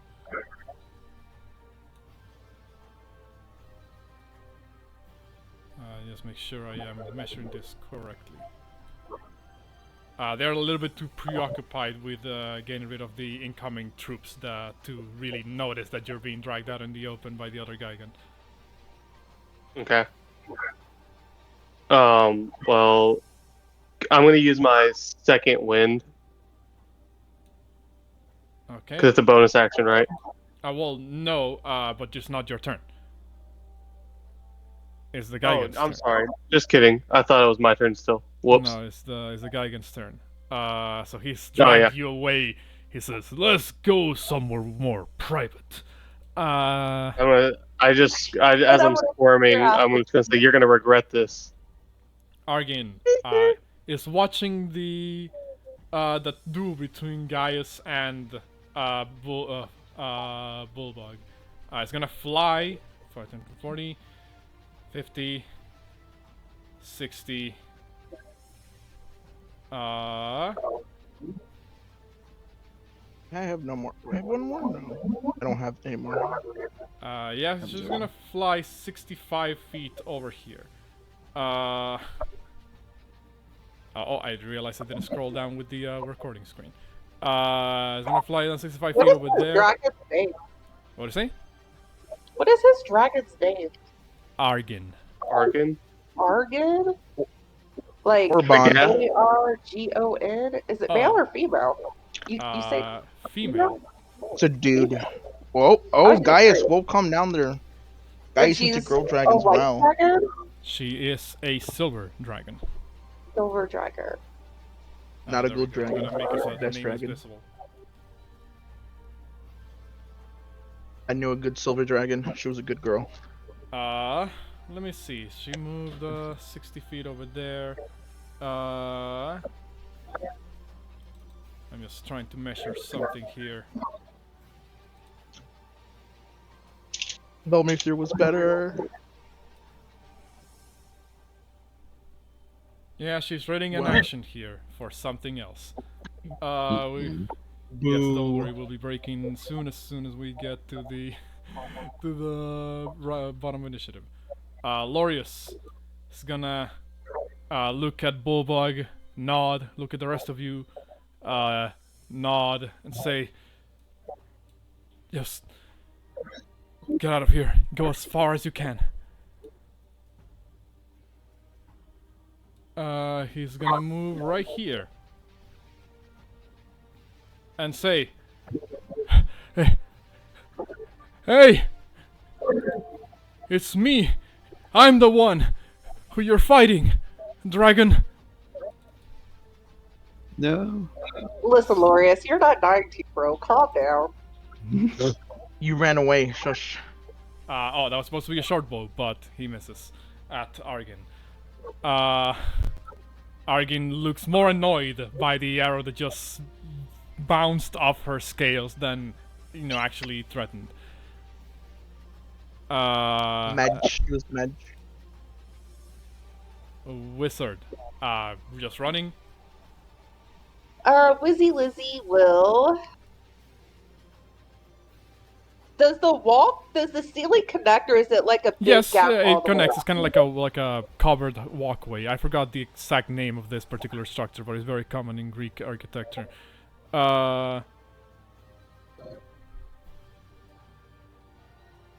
Like he can just go across if that's what. Okay, he can't. Cool. Can he still see over this side as well? Not from that angle, no, because the Gaigan and Bouxfhades are currently under the roof. They're under the roof? Yes. Okay, so when he peeks over, he doesn't see Bouxfhades? Wait, what do you say? So, like, if he peeks over, he can't see Bouxfhades? No. Or he... Okay. Okay, then he wouldn't have done that.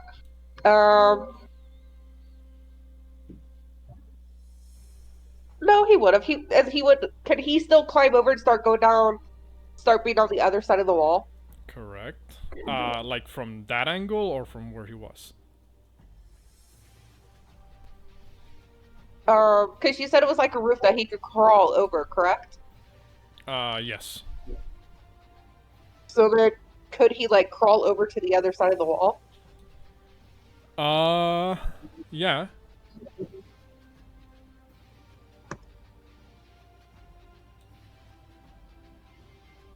So is that what you want? If I can move him. I think he's stuck on the wall, sorry. I thought I made it so it doesn't stick on the wall. Alright, well, whatever. So, he was here originally. He was here in this corner. So, he would crawl over on the wall, be on that side? Yeah. Again, But only somebody moved them back, so I don't know what's going on. sorry, it's that I was just trying to figure out like where you wanted Wizard to be at. Because again, he started right there from that point, Yeah. so moved over there 30 feet, or well, yeah, 25. My bad. Yeah, it'd be 25. And then move across. Is it like this? Just like move across to where he's on top, I guess, or on the other side of the wall. Okay. He's not running away. Is he within distance of jumping on the Gygon is where I'm getting at. So like if no, he were because again the Gygan and Bouxfhades are covered by the roof at the moment. Wizard would not be able to see them. Alright, well then he would still come over the full 30 feet. And then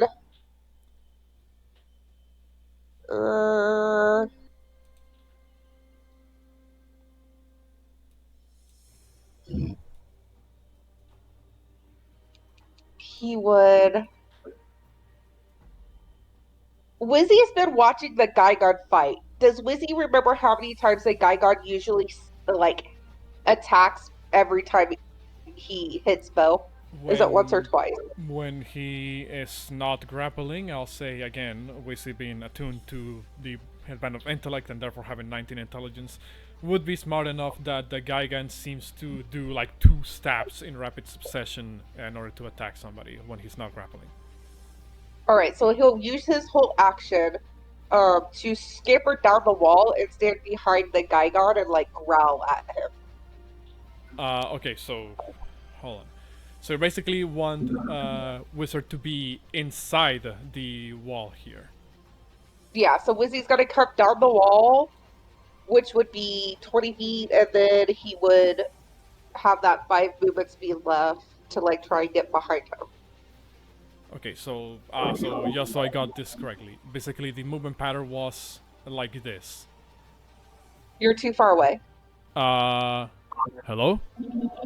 Wizzy was right here, in this square.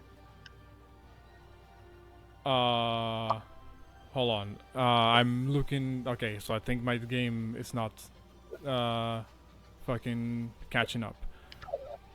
Which could you ping that square that the Wizzy was at?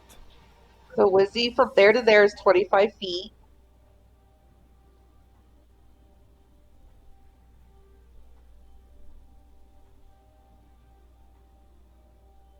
Okay, so I'm just trying to figure out if you want him to be inside the little walkway or still on the roof. I want him to be in the hallway. Okay. So put him put him a couple of spots below so I can actually remember that. People keep moving him. I put him there like 3 times. I don't know what to say. There we go. My bad. There we go. So, well, he would have used his action to dash, so he can't ready an action to jump on the Gygan. Yeah. So instead, he will. Well, you said I had to dash to get over there, which is why I dashed. Because originally I was gonna try and jump from the ceiling, or like RKO him from the top. But instead, I guess I will do it this way. Okay, I measured the thing. My bad. Yeah, he's only moved 30 feet right there. So never mind. He can't cover that distance. He can cover the distance and still have an action. Okay, well then he will walk up behind the Gygon and he's got to go for like his back ankle and he wants to try and like bite it and like have a little snack because he's hungry. Okay, well he can try and make an attack.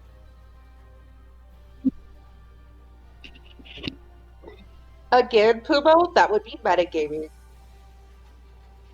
18 would just hit.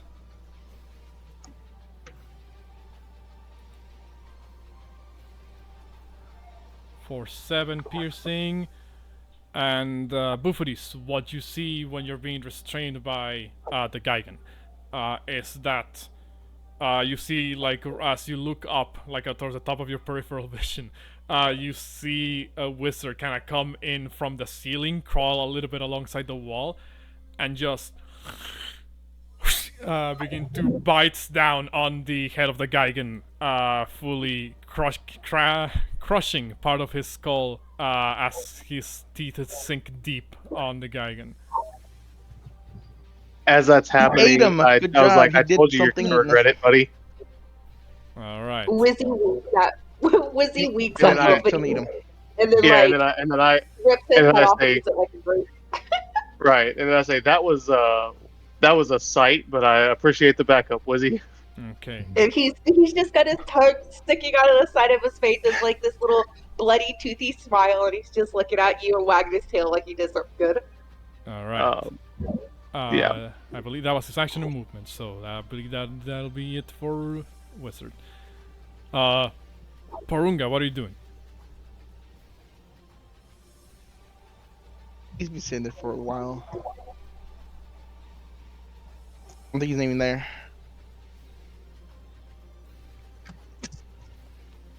Porunga. You're muted. I'm here, my bad.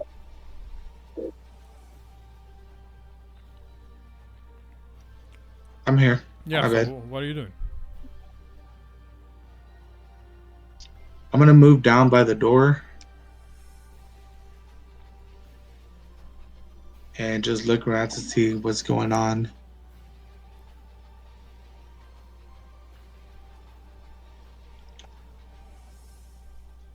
Well, you see what you see. What I've been describing the last couple of rounds. Yeah. So I'm gonna make my way towards. Well, I see that. Yeah, towards where the Gigan went. I mean, you saw him turn the corner, and then you saw Wizard turn the corner, and then a crunching sound and blood splattering. Yeah. So you. Well, I stepped out the door, so now I see that Wizard took him down. Mm-hmm. So, this is the end of my movement right here. You can use your action to dash. You can, if you have message, Yeah. you can teleport. I'm gonna dash over just to make sure that Bo's okay. I'll say roughly when you're like here, you'll be able to see him, like 10 feet over here, and you can kind of see him. Okay, so Yellowbird's like, "Hey, are you okay, man?" Like, yeah, I'm not feeling great, but I'm good. Wizzy saved me, and the Gigan's dead. There's just so you know, there's a Gigan and 3 archers around this corner, so don't go that way. All right, I see I can see the rest of our group over here on this side, right? Yes, they're all looking different degrees of hurt, with Argin seemingly standing there at the ready for something. Bulba Gaius having a 1v1, Lorius trying to distract the dragon from the rest of your teammates. I'm gonna yell back at Bo and say, "Hey, I'm gonna start making my way over to the rest of our group." I tell him I'm right behind you. All right, so that was Not- 10.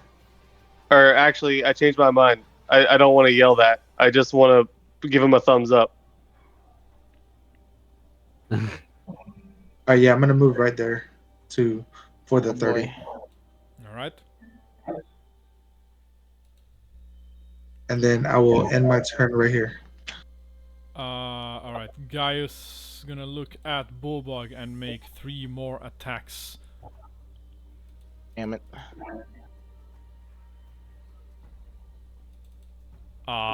2 hit.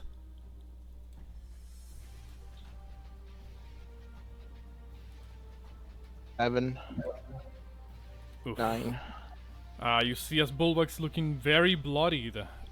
He's not doing too great for his size. And last turn before we go on to our break, Bulbog is going to game time ends here, he says, or rather, all right, you're tougher than you look. I'll give you that one. You know, the way the rest were talking about you, you sound like you weren't that tough, but I guess they undersell you. He is going to reckless attack. 2 great axes. Let's go. That's Wow, even with the reckless, the first one will miss. The second one, Wow. Gaius is gonna use his reaction once again. He can't block the thing with a D8, but he can, at the very least, gain resistance to the damage. Yeah, ooh, the one there. Woo! His slashing reduced to Yikers. 10. And that is it for Bulldog. And now that we're back at the top of the initiative, we're gonna take our mid-session break, and we'll be back in 5 minutes. Goodbye, guys. I don't know how you guys are gonna get out. I'm not even gonna lie. Bro, me either. All right, we are back. Get the music going. Here we go. Don't copyright strike me from software. I'm using the Godric theme for this next part. So here we go. Wait, oh, there we go. Mikhail is gonna look at you guys and say, "All right, I think it's about time we go. Your friends seem to be making an effort to give us this opening. Let's not waste it." It's just that dragon is very scary. He's gonna move 5, 10, 15, 20, 25, 30. Dash. He wants to stay far the fuck away from that golem, because he knows what that thing can do. 40, 60, right here. What's it called? He's staying away from the golem. That's it for Mikhail. The golem raiding in action. Drakgar. Exactly. Okay, hold on. 5. Wait, hold on. I'm trying to calculate the movement. 20.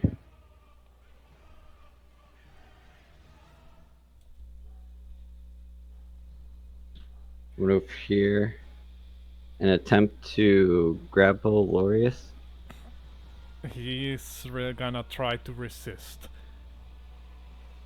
Hey, where's the mortal at again? I don't see him. Where'd he go? Where'd he go? He's underneath Glorious. He's behind Lawyers. He looks at you, Drakgar, and say, "What are you doing? You have to go now." Yeah, fine. And then I guess if that fails, so that's 20.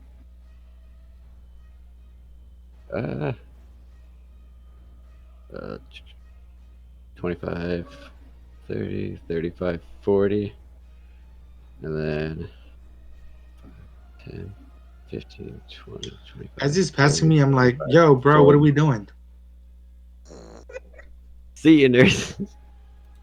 Like, bye. Wait, hold on. Yeah, next season. How much did you move there?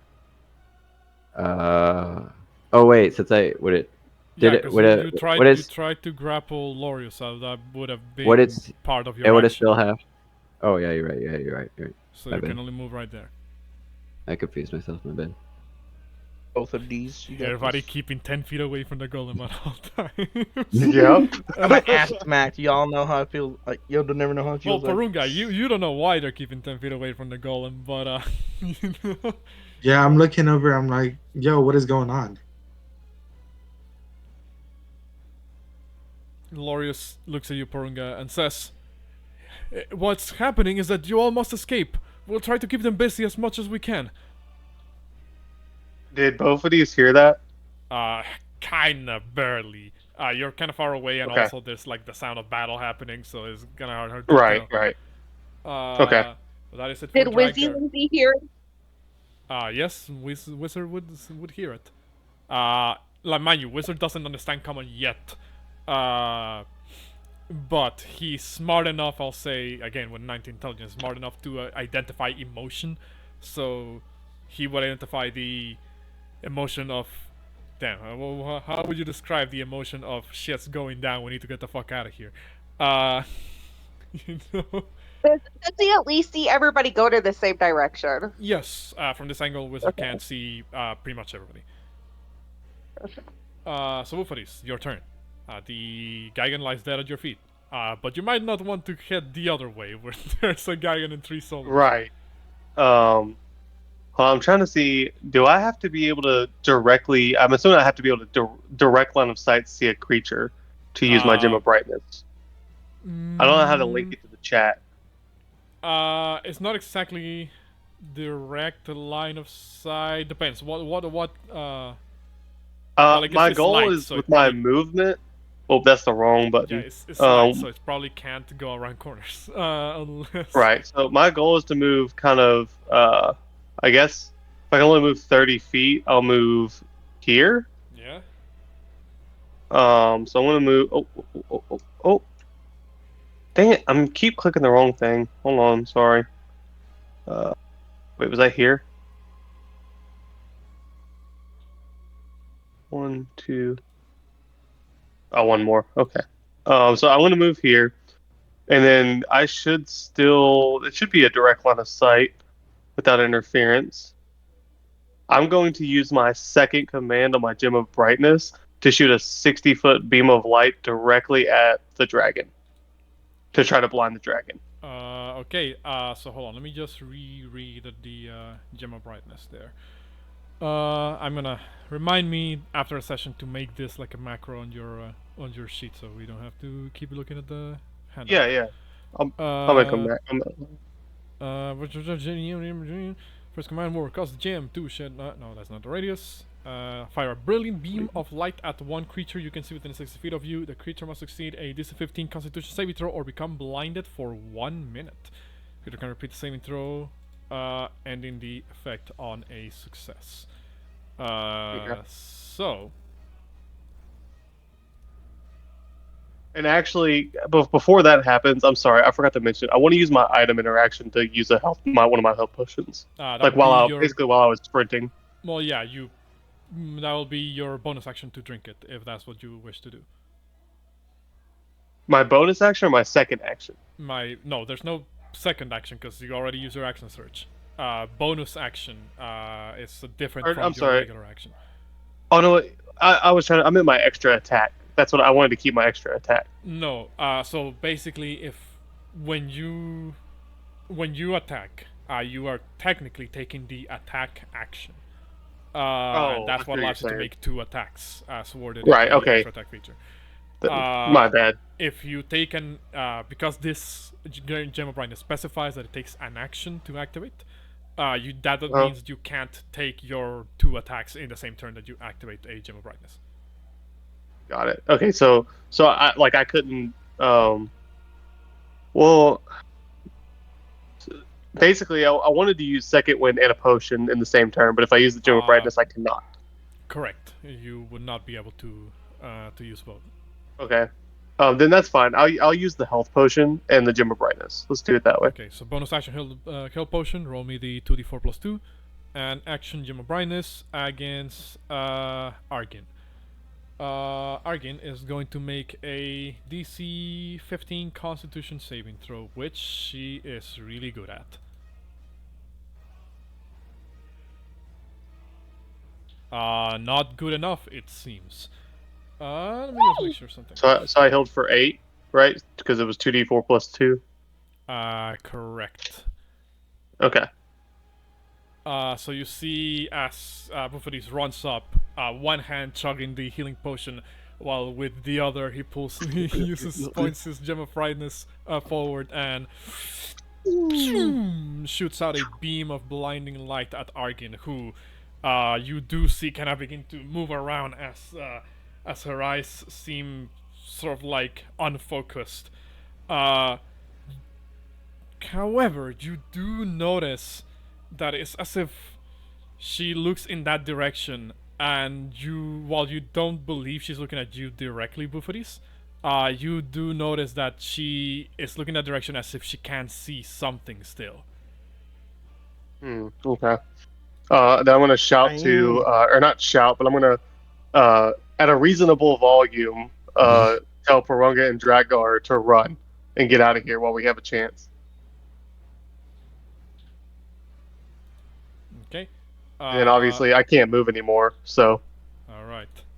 Derek, what are you doing? Okay. All right. So I'm looking at what I got. All right. So I have 30 movements, correct? Mm-hmm. Okay. And if I double check this, understepped is no components. It's a V, correct? Yes, that's verbal. I don't need anything to use it, correct? So Correct. I would move up. Wait, hold up. I'll make sure it's because I know what the radius is 10 feet for the damage. So I don't want to kill my buddy already. Teleport within 10 feet. Okay, so if I make sure measure. Right, yeah, measure, yeah. That still hit him or no? Hold on. What are you trying to do here? I'm trying to thunder step because it's 90 feet, correct? Yes, Bulwark is still within 10 feet of you, so that would damage him. Okay, so I'm gonna be smart here. If I were to move 5, 10, 15, for 15, it would be. I still hit him, correct? Correct. Okay, it's got to be right here. Be 5, 10, 15, 20. From 20, it would not hit him, correct? Basically. No, that would still hit him. Oh my gosh! Oh my gosh! So, just to be certain, Thunderstep doesn't say it's a radius, correct? It just says every creature within 10 feet of you. Correct, yes. In that case, yes. That effectively makes the area a square instead of a radius. If it was a radius, he probably wouldn't be hit from that distance. But because it's a square, he will. Yeah, within 10 feet within 10 feet of the space you left, or make a Constitution saving throw. So yeah, that would still hit him. Okay, so if I move 25, It's the space you left. So no matter what you do, you're still gonna hit him. Well, no. If he moves a certain distance, he will not hit Bulwark. If I go here, you know what? If I go here, wait, no, I do hit him. Never mind. So if I go 25, I don't hit him. So I will move to 25, moving the whole goddamn screen. See, 5, 10, 15, 20. That is 25, correct? Correct. Okay, and a thunder step is 90 feet. Sort of teleport, kinda. Yeah. It is. It's a teleport. It's a teleport. So thunder step. So if I were to. Yeah, go ahead. Okay, so if I were to thunder step from. Okay, hold on. Would I fall and hurt myself if I were to teleport down here? I'll say because from that angle you can see a bit of the of the area forward. I'll say you can kind of see the ground here. Yes, at that from this angle. So if I focus right here, yeah, I'm like, I think I can do it. I think I can do it. I tell Bullbug and I look at Loris, be like, come back with us, okay? At least come back. Don't respond. And I will use Pumo had dimensional door. I will thunder step, and it'll be an angry thunder strike. It's 300 feet. People can hear from 300 feet. A very, very, very angry strike that hits the floor. Okay. A rage-inducing strike. That guy is just like, what the fuck? It was right here, right? Right there. Okay. I just want to make sure I don't want to move it. I'll make sure. I keep moving the goddamn screen. Wait, hold up. I moved the screen. My bad. I moved the screen. So it should be right about here? If I remember correctly, right? Was it right here? I believe so. Yeah. one more step down, one more step five down. more, 5 more feet of movement to finish up your 30. So. And then a 5 more movement. Oh, hello, bird lady. Well, no. By this point, Nice to see you flying. By this point, Alexandra is actually way further away than what she displayed on the map. She could probably hear me. She's not. She's just ignoring me on purpose, like always. I mean, yeah. I'm legit not there. Well, Lies. You do a little bit. Alexandra would have been Lies. able to hear the thunderstep, I'll say. He was very angry. Alright. That is your turn. Argin, currently blinded, or is she? Ah. I need to check something here. Close her. She blinked. There you go, guys. She just blinked. That's what happened. She blinked. You hit her with the light. She just blinked. Easy. For some reason, my other recording screen is not letting me use an arrow to point at things. But, well, here's hoping that it can fix itself in a moment.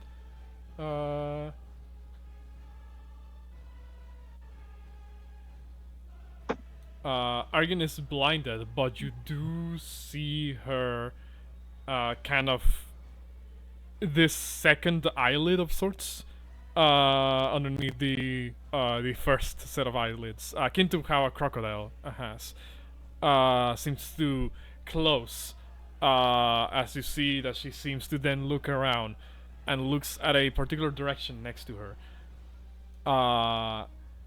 She just kind of yells out in Draconic, saying, "I waited for long enough." She will fly. Hey, I speak Draconic, so I can hear that. Yeah, so you would understand. Argin saying, "I It waited." was only everybody immortal. You does. can only hear that. Only immortal. Only No, immortal. does. I speak Draconic. I know. I said it seems like everybody does. That lizard bear starts sprinting. I swear to God. Well, she's going to. A lizard will sprint, but not the one that you believe. Oh God. Yeah, ours needs to start sprinting fast. She's gonna fly right here. that As goes dead. you notice that though her eyes are still glossy, she seems to perfectly sniff out where Lorius is at. Wait, what do you say? Who'd she go after? She's in the same spot on my screen. Oh, that's strange. Hold on. She's in the same spot on mine sorry. too. You did say she moved, but I didn't see her move. All right, You're like, hold on. yeah, and a lizard sprinted, and I'll be like, Hold on. Yeah, Our I lizard was bear kinda starts confused. sprinting. She has my Going stuff. through some Big technical spot on my issues. screen. Yeah, going through some technical issues here. One moment soon. Okay, so, yes. Sorry for those technical issues there for a moment. We are back, however. Alright. So, Argin moves over there and is going to. You do see that her eyes seem to shift. It's almost as if she can, well, see without sight somehow. At least to a certain distance. Because once she actually gets there, she seems to realize, for lack of a better word, that you, Porunga, Bouxfhades, and Drakgar are actually standing right there. Whereas before, she only seemed to zero in on Lorius. Oof. Out of character, dragons have this thing called blind sight, which allows them to still see even if they are blinded, Well, shit. but only up to a certain distance. That was worth a shot. Really, really close. In You tell this me if I poke her eyes out, she would still see. technically, What the? What's the point of eyes for dragons? Is it like a snake, like the heat sense or whatever? Kind of something like that. What's it called? Blind sight even allows you, I believe, to detect where invisible creatures are. Oh. So long as we- they're you not, went in- so long as they're not behind full cover. So, Argin is going to fly up to Lorius and, having followed Gaius's orders for too long, is now going to finally start re-engaging in combat again. So that's one bite, 2 claws on Lorius. I accidentally clicked bite twice. Oof. N- All hit. Lotus! No. So first Can bite. Derek see the attack from here or no? You can hear the sounds of pain coming from someone. No. You hear I know that voice. as Lorius is bitten into, clawed, and then clawed again. No. Lorius goes down, and as he's going down, as the claw kind of slashes across his chest, he looks back at you guys and says, "Run!" as he hits the ground. God damn. Bulldog looks over at Gaius and says, "Duh! Hey, what was that? It's you and me who are fighting." Gaius says, "And your friend attacked my companion. I think it's only fair that they fight amongst themselves." My bad, guys. God damn it. Bulldog kind of grits his teeth and says, kind of turns to you guys and says, "It's been really fun, hasn't it?" Oh, I'm gonna cry. As Argin just kind of tosses Loris's body to the side like a rag doll. He's still unconscious, but he's not dead, but he's probably not gonna be able to get back up after that. Where did she toss him and how far? I mean, basically, like, just flings him into the fountain here. Argin then looks over at Bulldog. Her breath kind of icy cold in his back. "Go ahead, take revenge for your friend." As she walks back 5 feet from Bulldog. Bulldog is really tempted to take the up attack on Argin. But he will kind of tighten his grip on his great axe and says, "Listen to me, all of you." Looking at you guys. "Make this count, alright? You hear me? Make sure this bastards don't get away with this. Now run, alright?" As he turns his attention back to Gaius, with Lorius beginning to make that saves. Not looking good for him. What is Wizard doing? Wizard is going to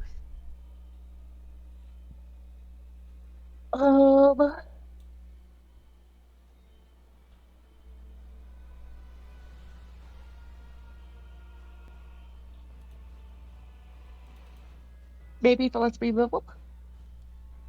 Maybe what? Won't let me move him.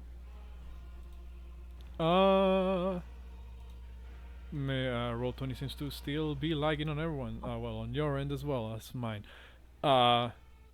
So where do you want him to go, so I can just move him from my end? Well, I can't see anything on roll 20 right now, so damn. can't tell you right this second. Next to Immortal? Or past Immortal? Yeah, 30 feet would get him next to Drakgar. 60 feet would get him just a little bit ahead of Mikhail. If he 60 feet ahead of Mikhail. Okay, 60 feet ahead of Mikhail. Well, 60 feet. Yeah, you know what I mean. Goes right here. Can the wizard dash? He already did. 60 feet. I believe Wizard only has 30 feet of movement. Porunga. He'll hand Mikhail a health potion. So yeah, Wizard just like uses his tongue to fling a healing potion. He just Yoshi licks a potion over to him. Porunga, what are you doing? I'm gonna also start making my exit. Your allies are giving you this chance to escape. So that's 30 right there. Yeah. And then dash. Dash. Yeah, I'm gonna dash. So dashing will make you start heading down the slope, which means I need you to make me a dexterity saving throw as to not eat shit on the way down. Do it, no balls. I still say do it. Oh my god. He ate No. shit. You, Shit, let's go. you fucking Wicked. fall down as you're like halfway sliding down the fucking slope, and then begin to take a tumble down the fucking thing. Good news is you're at the bottom of the slope. The bad news is that you are prone and you take how much distance was that? Let me double check that. Yeah, So- that's 15 or 10. Oh, I was 1 20. off. Ooh. 15. So Oh, you- 15. So would only be 1d6.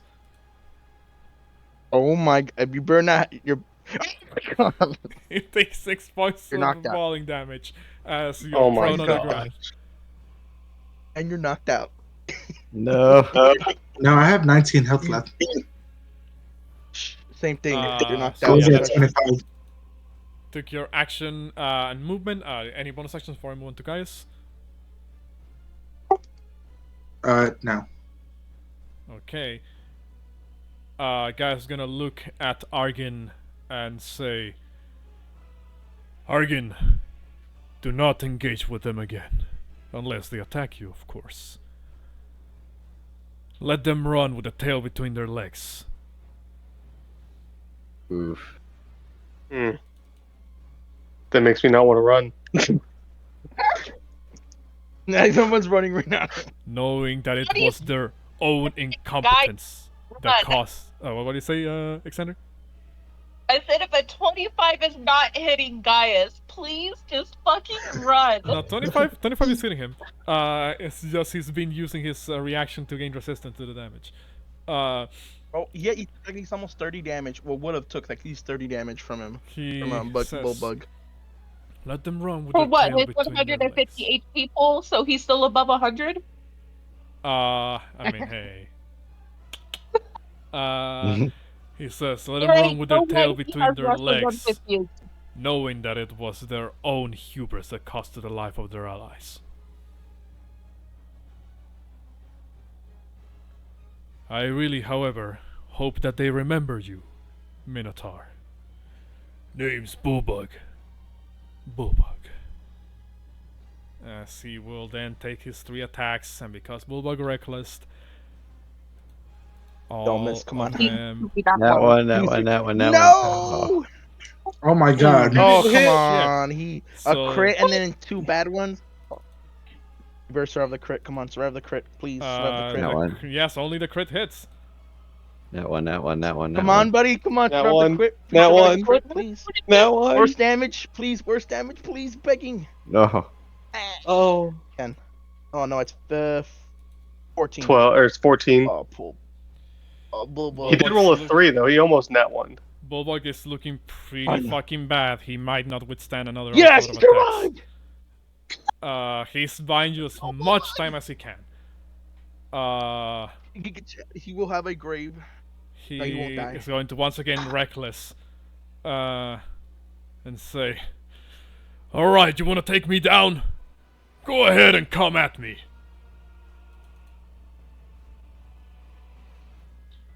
Yeah, come on, No. Bulldog. The second attack hits. That better be 17. Come on. 18. Let's go. 18 Something. points of damage on Gaius, who's saving up those reactions just in case he needs them. That is it for Bulldog. Mikhail, Oh, but he's gonna look back at you guys and say, "A friend of yours. He's really brave, isn't he?" Indeed he is. Yep. And he just looks forward and will begin to dash into the slope, meaning he has to make the dex save to not eat shit like Porunga did.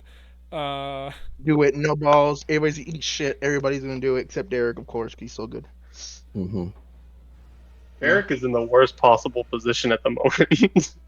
Shush. I'm gonna be out of combat action next turn. So shush. So here we go. Dex save from Mikhail. I'm gonna move him in a moment. I just need to roll. Nope. He is also gonna eat shit against the ground. Let's go. Anyways, Wait, did he drink my potion before he ate shit? You know what? he didn't yet. You know what? He didn't drink the Wizzy's potion yet. He did not. But he will do now that he's in the ground, because he's still alive. After that 5 point of damage. So he's gonna say, alright, that was on me. And then drink the potion while he's down. 2d4 plus 2. Oh, not plus 1, plus 2. For 6. Almost as much as what he took out. Stone Golem, still ready in action. Nobody better get within 10 feet of him. Get your ass Drakgar. smacked by it. Alright. So let's move. This should be 40. And then I'm guessing this is not enough to go off the cliff, right? So I'd have to move another 40, right? So yeah, dash, move down the cliff. So make me your dex save. I believe you have advantage because of danger sense. Yes. You better not fall on me. You don't fall on them. He just lands on top of Porunga's back. You're knock them both out. It's a I what? swear to Athletics, right? Dexterity saving throw. Oh, just a straight dash. Also, I believe your rage would have dropped long ago because you haven't attacked somebody in a while. Yeah. Unless I. Yeah. Brick. More than. Oh my God. 11 wow. is not No. enough. Eat shit as well. Hell yeah. Eating shit. Take 5 points of falling damage as you fall on. You fall right next to me. Roll me a D. No, roll me a D100. I want to see if you fall on top of Porunga, Mikhail, or just in an empty square. Or both of them. Or both of them. Oh no. Alright, I'll say that's good. That's high enough. You land on an empty square. Next to Let's go. Alright, but you are prone. I bet you the wizard. Oh, the whole team is prone. Holy shit. So I can. So I hold on, can't. So you were at the edge with 40 feet. Yeah. I'll say you still have just enough movement speed to get back up, but that's basically everything you can do for the rest of your turn. Okay. Then Oh I guess my I'll get God. it back up. Bouxfhades, are you Okay, so staying behind just fighting because- Gaius? I think about it really hard. I look at guys and I contemplate very deeply to the point where guys can feel that I'm contemplating it. And then I decide to run. Okay. So what I'm gonna do, because I've seen how these deck saves have gone so far, I'm gonna run to the edge of the cliff using my dash, and I'm gonna again pull my shield out and use it as a sled down the slope. And you're gonna hit Mikhail in the head. Hell Hopefully, You're legit turning it right on into top of him. into a athletics check instead of a deck no, save. if anything, I'll give you advantage on the dex save. Deal. I'll take it. Everybody's, So everybody's which one's he bad. gonna land on? He's the land on. Who's he gonna land? Cause he's on top. He decided to land on no. top of God somebody. damn, none of you are making this fucking thing. It's DC 13. It's DC 13. I'm telling you. Fucking shit. Like, god damn. Okay, so roll me a D100 to see if you land on anybody. Oh no. Okay. Part of me wants to You hope better that he. go. That's high Runs enough. over all- You don't land on anybody, but you do eat shit and fall prone, taking 2 The lizard points of too. falling I want to damage. see the lizard. It would have been funny if. Eat shit too. I swear to God. Damn it. And what happens to my shield? Does it just go fucking flying? Like a couple of feet ahead of you. Yeah, it goes like it's sliding a couple of feet ahead of you, but you can't. Also, you can pick it up as you're running the next turn. Alright. All right, Oh. I'll say that was it for your turn. Yeah, Derek? well, before that ends, I'm gonna say that didn't work as I'm just laying there on the fucking ground. Imagine not being Listen. able to fly or climb. Derek, Couldn't be us, of course. Couldn't be us, right, Derek, guys? Couldn't be you're us. basically right at the edge of the map. I'll say, Lizzie and I just get off scot-free. Derek, you are close enough to the edge of the map that I'll say you can effectively get out of combat at this point. Okay, I'm reading this. Hold up. You create a sound or image of an object within range. If I were to use minor illusion, can I make a sound that tells us our quote unquote sailors to retreat, or no? Would that not qualify as a minor illusion? You're kind of deep into the island, so it won't be loud enough for them to hear it. Or hold on, are you referring to the people at the gates? Yes, our soldiers at the gates. Yes, the one that are slowly dying off. They are getting fucking massacred pretty badly. What? I don't think minor illusion would be enough. If you could create a sound, its volume can range from a whisper to a scream. It could be in your voice, someone else's voice, lion's roar being a drum or sound you choose. I understand that. It's just that not only are you a decent distance away, is that they are also in the middle of like a 10v10, 20v20 fucking skirmish against the forces of Siren. So it would be pretty hard for them to hear anything that is created by, especially like a cantrip. Okay, I have a question. I'm just trying to think because I want to tell, because right now they don't know we're escaping. These soldiers do not know we're escaping, correct? Well, as of right now. You can. They did saw. Well, it's not like they're not paying attention to what's happening around them. Some of them definitely are. But none of you have shouted or announced your escape other than the booming sound of the explosion. Okay, I have a question. I think about using command. Can I from this distance, or do I have to get from this distance? Do I see a soldier within 60 feet? You within 60 feet. Let me check that here real quick. I just want to make sure. Just no. At the you can see an enemy soldier within 60 feet. So I have to move 20 feet, correct? Basically. 5, 10, 15, 20. And maybe that could be. You can barely see one of your troops around there. I'm gonna do 25. I'll move 25 feet. That's 25. So now I should be able to at least see a soldier, correct? Yeah, like at I least said, one. I said, you can barely see one of the soldiers. Remember, this little pathway here is at an incline. So it's not as highly elevated as the rest of this, so you can actually see a little bit more. Okay. Let me at least try this, because why not? I'm gonna cast command on that soldier. Alright, where is it? Damn it. Where's my thing at? Okay, there it is. I'm gonna cast command. Yeah.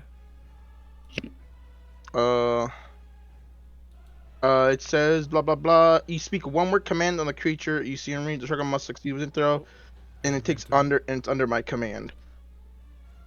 I mean, yeah. So that's it's only a single word. So it fails, correct?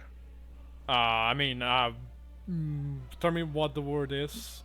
What is the command you're giving the soldier? The singular soldier you can target with this.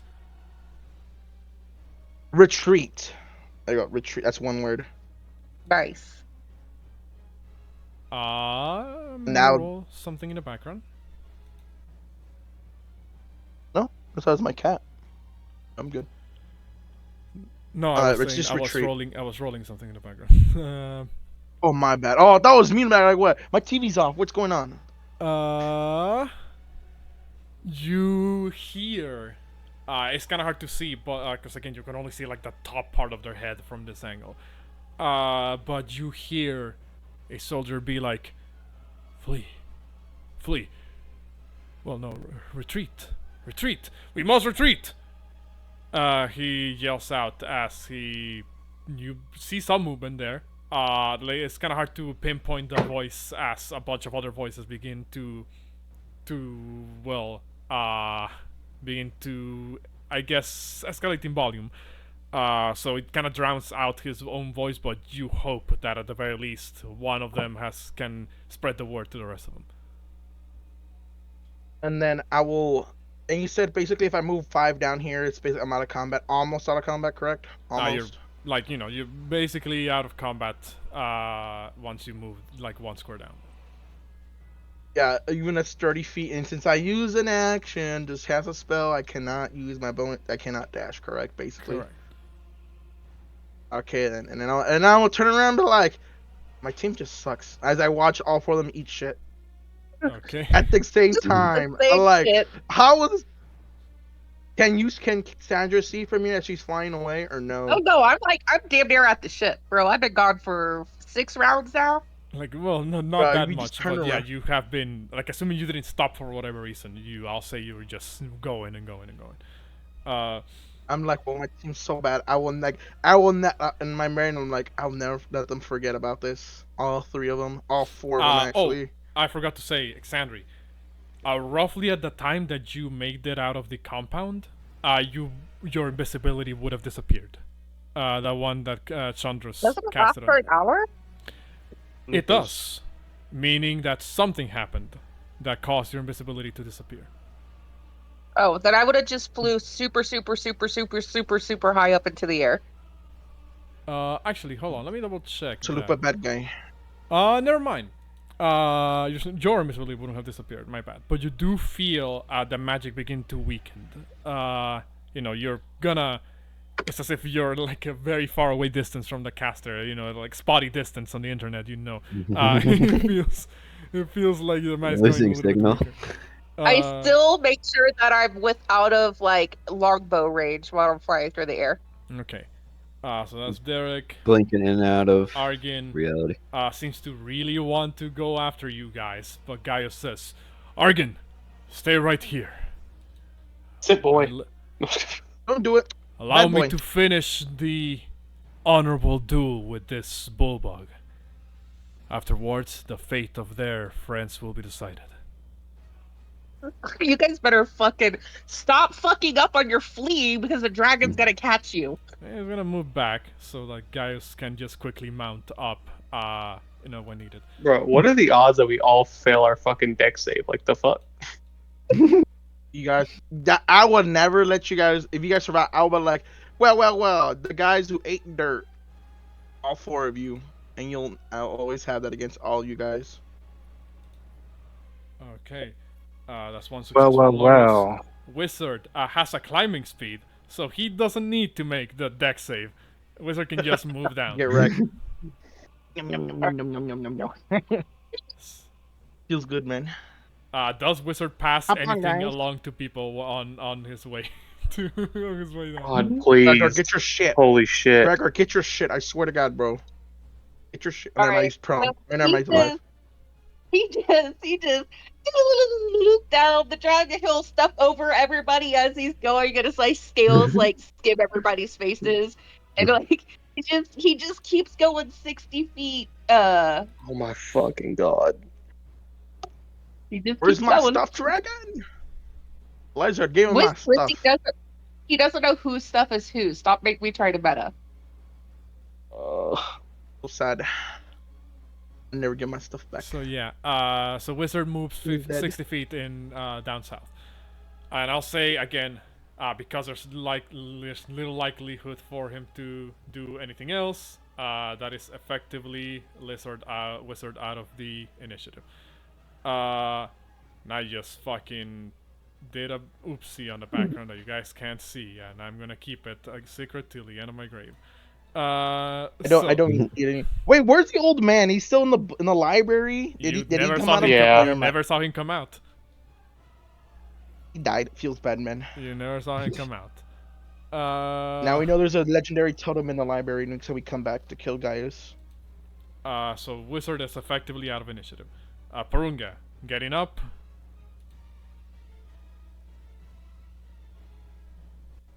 Yeah.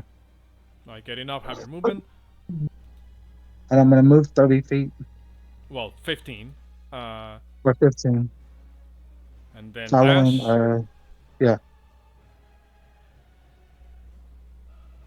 Alright, Porunga is effectively out of initiative. Woo, he ate. Do you like that dirt, buddy? If Bulldog does not survive this next onslaught of attacks, you guys are gonna have a completely different problem Unless... in your hands. God, you guys failed all of your deck saves. So Well, bad. at least half the team made it out. Thanks, Andrew. Granted, Appreciate it wasn't the half I was hoping for, but Yeah, y'all are I'm fucked without me and Drak. 20, I'm gonna really miss both 31. teams. Oof. Is that overkill? Does that count as overkill? Give me one moment. Probably. You guys, those of you who are at the bottom of the cliff, will just hear like this earth-shattering, sort of like grunt of pain. No. Oh God. As you hear a booming voice, the clouds above you begin to gather into a gray, dark coalition, shall we say. Crackling of thunder and lightning begins to happen as you begin to hear something really bad. You hear a booming voice, the likes of which you've heard only once before. Oh no, not this again. The voice says,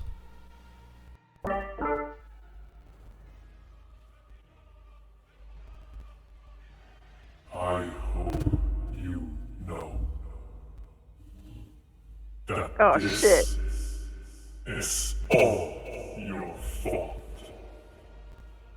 Guys, Is that on me? finish him. Oh, fuck. Jeez. Oh, Jesus. Not the Mortal it's so Kombat sad. finisher. If we lose both of these, I'm gonna be sad. you don't hear what happens next. But a crackling of thunder and lightning is then audible in the distance. And the pain in your heart may be a little bit too much to Oh, bear. no.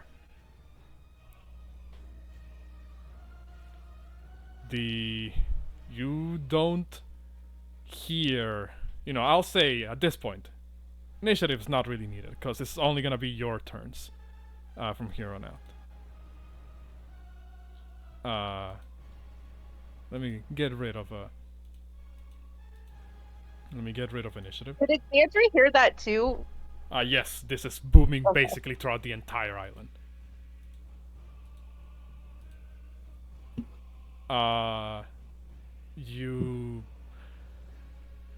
Let me switch to a different theme for the time being.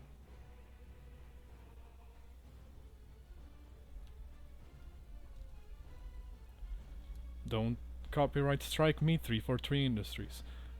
I don't even hear the music. I have it kind of muted. Sorry, you know what's going on. Yeah, give me a moment. Music-wise. I'm just switching to something a bit more saucy. Let me turn up the bot.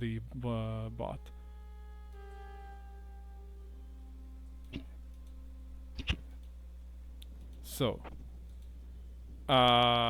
rain falls as you guys make your escape from the island, or at the very least from the compound. Falling, running, basically. From what is, by all intents and purposes, a defeat.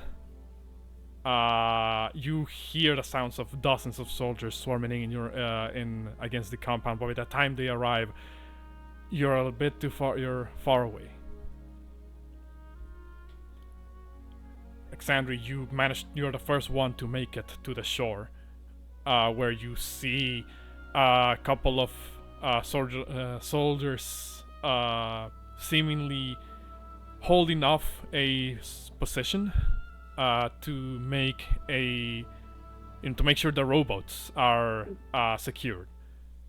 One of them shouts to you and says, "Where's everybody else? We have to go. We can't stay here." They should be coming. I told them to flee. I can't control them. By the 5, I hope you're right. Roughly 20 seconds later, Mikhail, Porunga, Drakgar, Derek, and Wizard make their way to this same sort of like shore location. The Order of Siren hot on your trails, as it seems even the troops at the door have been taken out. You begin to, well, when you arrive, you guys, you see the soldiers kind of already begin to put up the rowboats, the oars and the like, to get ready to just get the fuck out of here. You hear throughout all of this, throughout all of your movement, throughout all of your escape, a voice taunts your every move. You hear this voice in the sky, almost as if it can see your every movement, say, Now, you understand the futility of your task. Proceed any further with this quest, and it'll be more than just a couple of your allies that die. Oh. Let what Hey, happened quick question. here be a reminder of just how little you can accomplish. I've ordered my troops to stand down. They will not pursue you for now, but continue to act against us, and all of you. And all of your so-called gods will be not enough to stop my wrath.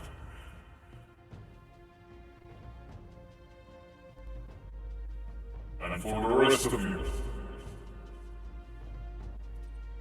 my soldiers, carry on with this day with the protection of the Lord of Storms. For it is more than your enemies will ever have.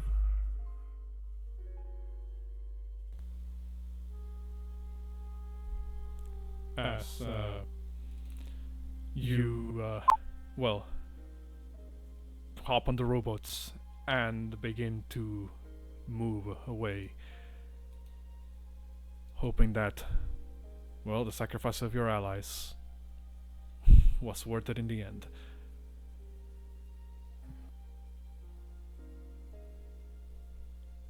You board the Ultras, you board, with however many troops manage to make it back, before you hear the rest of the crew say, "Right, that's it, we have to go, we can't stay no longer. Troops are swarming us." You hear Pythor's voice say, "Alright, now move everyone, we can't stay here for longer." As you're being sort of like hoisted back into the ship by, the group of soldiers that managed to,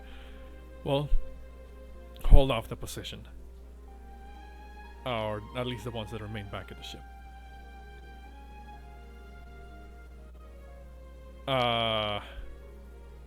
You notice that a lot of the crew members of the Ultras are here on the upper deck. Obviously. The rest of them, however many are needed, are needed to row the oars, but there's a noticeable absence of multiple individuals. You're not sure, can't really exactly pinpoint the number until you hear Kyra ask one of the soldiers, "How many did we lose?" One of the soldiers responds back, 25 and still counting. Luckily, we might still have enough to row the ship, but... Well, give me a moment while I finish counting the casualties. We still have a couple of injured. They'll take a couple of days to recover.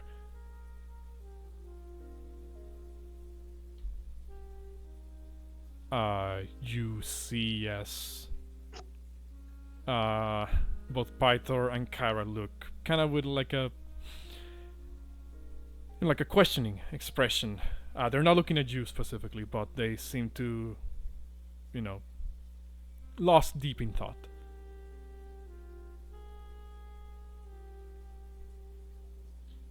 For now, gonna move you guys back to the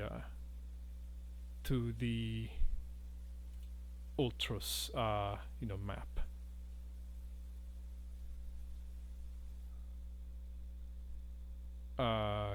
Give me a moment while my my Roll20 catches up.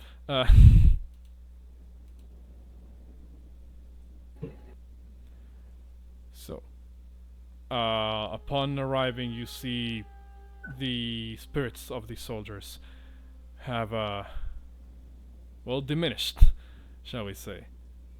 The soldiers look a little bit down in dumps. Pythor and Kara haven't really spoken to you since you made it back into the ship.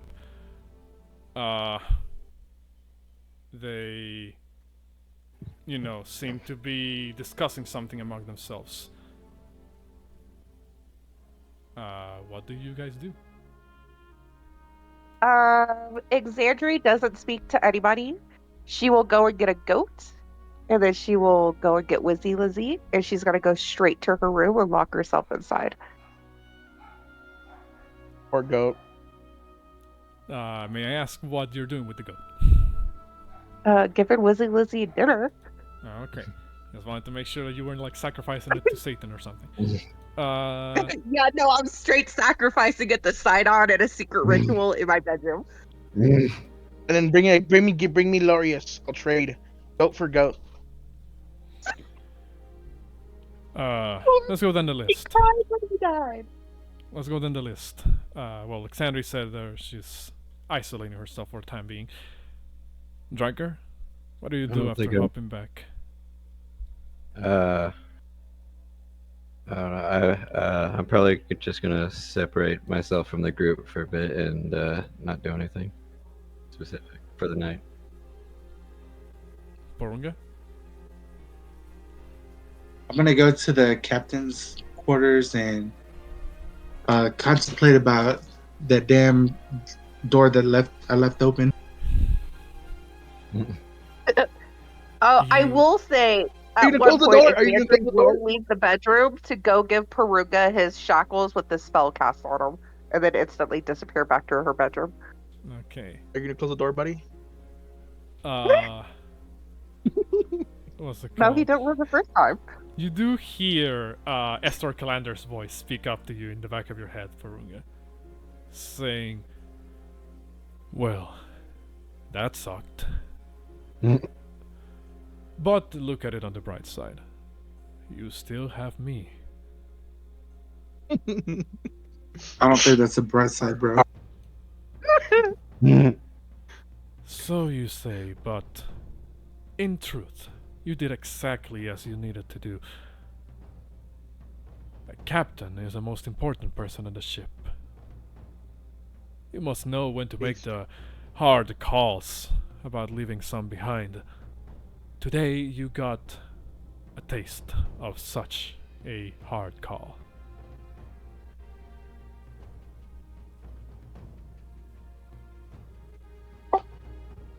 That's What do you say? that's true, and it sucks. Well, between you and I don't think the Minotaur would have been able to provide much in the way of anything but being a meat shield. And I don't even understand why you even brought the Satyr aboard.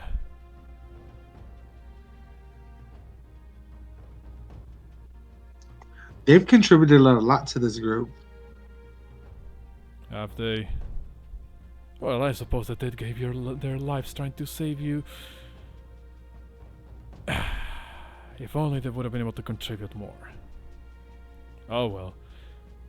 A loss is a loss.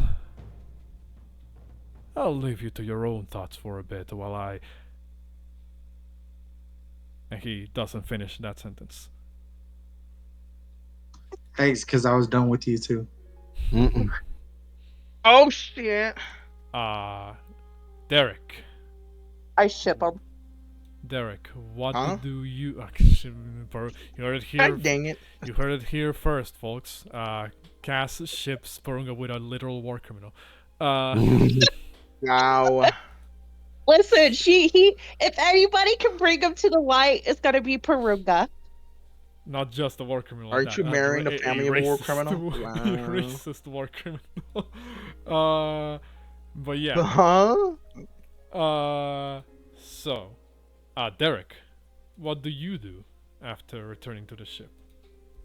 We're on this we all like separated, but we're on like the main part of the ship, right on top, correct? Well, not necessarily. Exandri said she went to the lower deck and went to the Thane's quarters. Porunga said he went to the captain's quarters.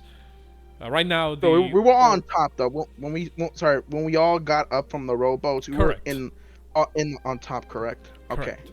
So I'm there with my face bolden, and then my hands starts creating a fist, and then I cast Thunderclap just for just like to get rid of my frustration. But it won't be like me clapping my hand, it'll be me slamming my hands on the floor as I fall down. I'm like, not again! I'm like, and a bunch of lightning just shoots out. Well, thunder. Like Derek just can't. Yes. Collateral Thunder damage to the boat. Got it.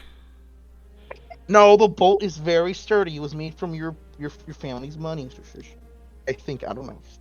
It depends. And then I get up and I'm like, is Pythor still on top and on the main deck, correct? Pythor is currently sort of like having you can't quite hear it because they're kind of at a distance, but he seems to be having a talk with Kyra. They appear to be sort of assessing the situation, trying to figure out how many troops were lost during that attack, how many resources they still have left.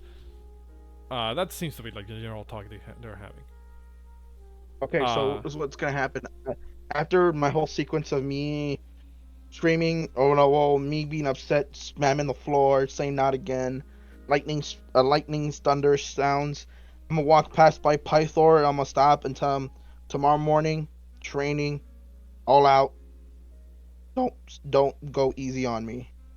He looks and at I you. Walk away. Before you walk away, he puts like a hand on your shoulder. His fucking strong ass grip, basically stopping you in your tracks. As he says, "Wait." He kind of turns you around and says,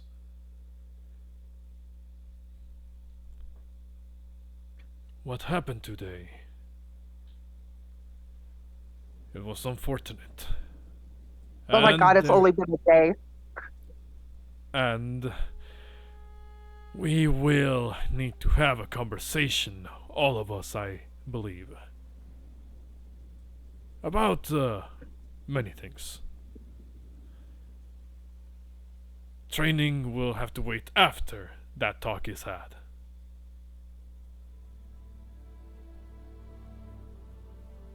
Alright? Not let this thing happen again.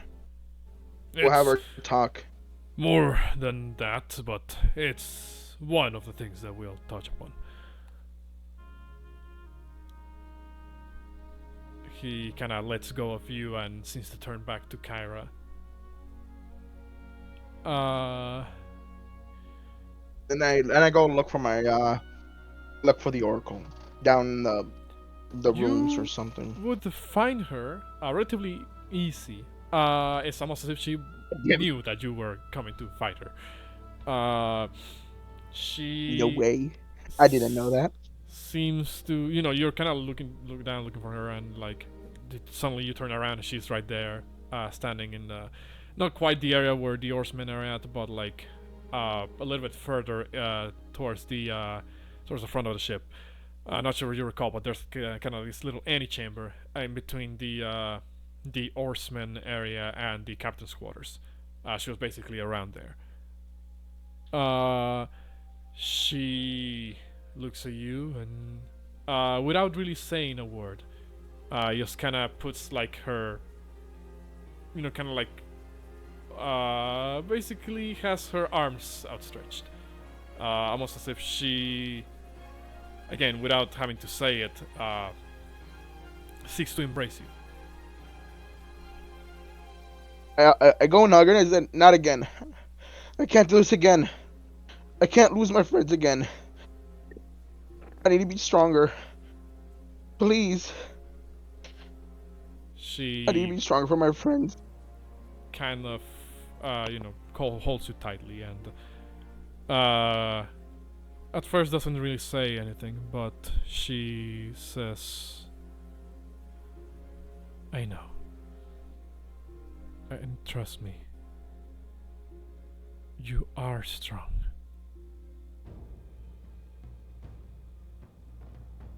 I just start bawling like crazy. She, again, just kind of holds you for as long as you may want her to. Bouxfhades, what are you doing? I'm going to, I guess, return to my quarters, and everyone's stuff that I collected, I'm just going to kind of put it in a pile in the corner of the room for them to come get whenever they're ready for it. And then I'm probably just going to go to bed for the night. So you all turn in for the night. At some point during the night, you would be, actually, yeah, I'll say for now the night happens uneventfully. You're not quite sure where the ship is heading from here, as you haven't selected a destination. But what you can imagine is that they're probably trying to get as much distance from the island as possible. According to what you believe to be Sidon's words, he has ordered his troops to stand down, but won't have the same mercy if you continue to act against him. So maybe the fleet is not following you. It is until the middle of the night that you all begin to hear a rumbling. Well, not a rumbling, more like a shuffling of something. At first you couldn't quite identify the sound, especially some of you who are like further apart from the point of origin of the sound than others. But then you hear, "Alright, hands up! Where I can see them. And your friend too!" Oh, I go out and get Chandras. And get what? I go out onto the deck and get Chandras. How do you know that? That's Chandra's. Yeah, how do you know that? How do you know that? No, it's him. I know. He said he would be here. It was the deal we made. I know it's Chandras. You run up to the upper deck and you see as like around 10 or so soldiers. Well, not even 10, like 8 or so soldiers are kind of surrounding Chandras. And just kind of, like the first ones to arrive on the scene are, of course, Pythor, Kyra, and yourself, as well as the soldiers. You see as they're currently surrounding Chandra's spears pointed forward. Chandra's just doing like the don't shoot type of like hand gesture, but like with like a shit-eating grin on his face. You also see that standing next to Chandra's, it's a being that you don't recognize, that you don't, or at least haven't seen before standing next to Chandra's when you were originally talking to him. So first of all, let me put Chandra's here on the map for a moment. What's it called? What's the back map, not the ship? What did I say? Are we supposed to be looking at the ship? Because we're totally on the map. No, you're in the world map. That's fine. Okay. That's fine. God So damn yeah, it, fucking, you see Chandra's right there. Kind of looking at everybody like, oh, don't hit me. I'm so scared. Type of like, it's like, a cocky smile of sorts. But standing next to Chandra's, I see another creature that isn't doing the hands up motion. Rather just kind of standing idly, like next to Chandra's, without really so much as being faced, I guess, by the group of group of soldiers that is standing like around them, surrounding them, basically. You see this insectoid-like creature, seemingly standing next to Chandra's with a trident of sorts at their side. They have kind of like 4, again, insectoid-like arms. One of them is holding the trident, the other ones are just kind of like hanging slack from the sides. The Kyra notices that you come up to the upper deck, Exandri, and says, "Oh, thank you so much for being here. There's a lot of things we need to discuss, but first things first. We found this guy and his friend, I guess, sneaking on board, seemingly already having been here but invisible. It's only until one of our own soldiers bumped into them that they decided to drop their invisibility. And we have questions. First of all, isn't that like the priest of Lutheria?" Yes, but I invited Charters here as he helped me escape. He went against Gaius. Although his friend, I don't remember him mentioning. I'm just gonna walk up to Charters. I'm like, "Hey, Charters." By this point, would the rest of you have also made their way to the commotion, or? I would have, based on hearing it, if I was able to hear it. I mean, you wouldn't have heard the initial conversation, but you would have seen, would have walked up right as Alexander's kind of walking up to Chandra's and, all of this. Yeah, that's what I meant. You see... oh, go ahead. Okay. Derek would come upstairs, but his eyes are red because he's been crying for like the last couple hours. The Oracle is not far behind you. Just in case crying. you need another shoulder to cry on. What's it called? Yeah, I was on my water. It's hard. You Yeah, I was on my water. You see as Chandras looks at you, Alexandria, and says, "Oh well, I mean, I thought this place looked cozy enough, but amongst the commotion, I didn't know if you managed to pass along the message of the agreement that we made, and so I had to take some precautions with my companion here as well." That is my bad. I actually forgot to tell everyone due to losing 2 really good friends. My apologies. Everyone, Chandras, everyone. I think you know everybody. Well, by now. Some of you, I suppose. I did my due diligence on, making sure that I knew how it would be best appropriate to approach all of you. Except for him. Him I don't recognize. He points over at Bouxfhades. I look at him and I say, "It looks like I wasn't the only double agent." Bouxfhades? Chandras? That guy. Bouxfhades. Hello. Not sure how much you've been told about me, but I first met the rest of your friends in a rather boring political situation involving King Acastus and Queen Valus. You hear Pythor, his eyes have not left Chandra's. Like, he's still keeping an eye on him, making sure he doesn't try anything. But he does say in a bit of a grumble almost, you're going to, I almost forgot about that. He looks over at you, Exandri, and says, my child, may I ask why you, commune with priests of our enemies? I look my dad straight in the eyes. I was like, well, one, he went behind Gaius's back to help me escape.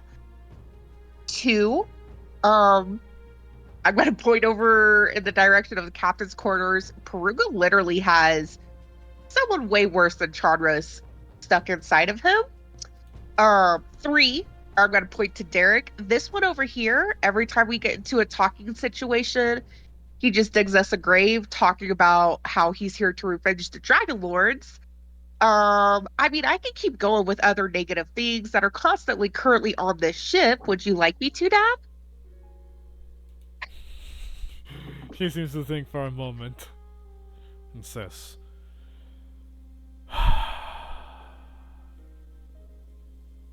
there will be a talk we're having, child. But right now, this needs to be addressed. What exactly were the terms of your agreement? He helped me escape, and he could travel with us just for a little while until he finds his next bearing.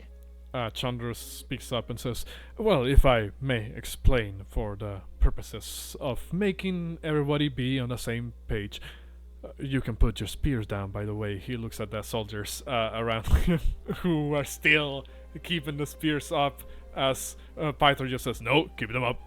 And Chandra says, very well. Double down. I suppose it's not the first time that people tend to point sharp objects in my direction. Now, if I was to explain my the agreement that I have with dearest Exandri here, Pythor just kind of looks at him like, Chandra says, the idea of this agreement is that in exchange for helping your helping everybody escape, I would be allowed to travel with you and keep a close eye on all of you, so as to, when the time is needed, I may attempt to intercede on your behalf with my lady. By this, of course, I mean that once I get to see your exploits firsthand, I'll be able to use the experiences that I have witnessed you having in order to attempt to make the Lady of Dreams' perception of you be softened. Perhaps, who knows, I might even be able to convince her to entertain the idea of reforging the Oath of Peace. And all you would need to do is keeping me around for a little while I see your exploits firsthand. Also. Can I inside check that? Even though that is what he said, but I still just want to inside check it. Just inside check it. Go ahead.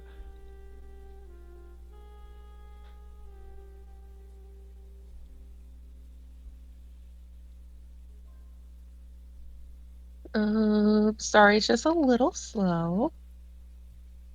Did we short rest before this? I mean, I'll say we're in the middle of a short rest. I'll say it effectively counted as a short rest for the mechanical purposes, but I mean, you're gonna get a long rest anyway after this. So yeah. I just wanted to know because my superiority diaries. I wanted to do something. Okay. 17, well, plus guidance, so 20. You look at him, and again, he's a hard man to read. Even now, even though this is the second time you heard his explanation, you're not quite sure, like, if he means all of it. But at the very least, he seems genuine in the fact of wanting to tag along and seeing your exploits. It's obviously, even he can't be certain of being able to sway Lutheria's heart in favor of you. But again, for the most part, he seems to be genuine about wanting to tag along. Can I do something? You may. What are you trying to do? I would like to walk up to him and basically use an intimidation, commanding presence, and tell him that I need you to tell me if you're telling the truth, because if you're not, I will literally throw your ass off this boat right now. You can into the water. You can make a intimidation check. And when he uses a commanding presence. All right, to add your superiority die. Yeah.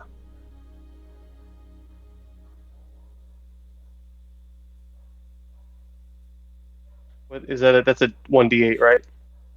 Yes. Not that it matters, because I didn't have advantage.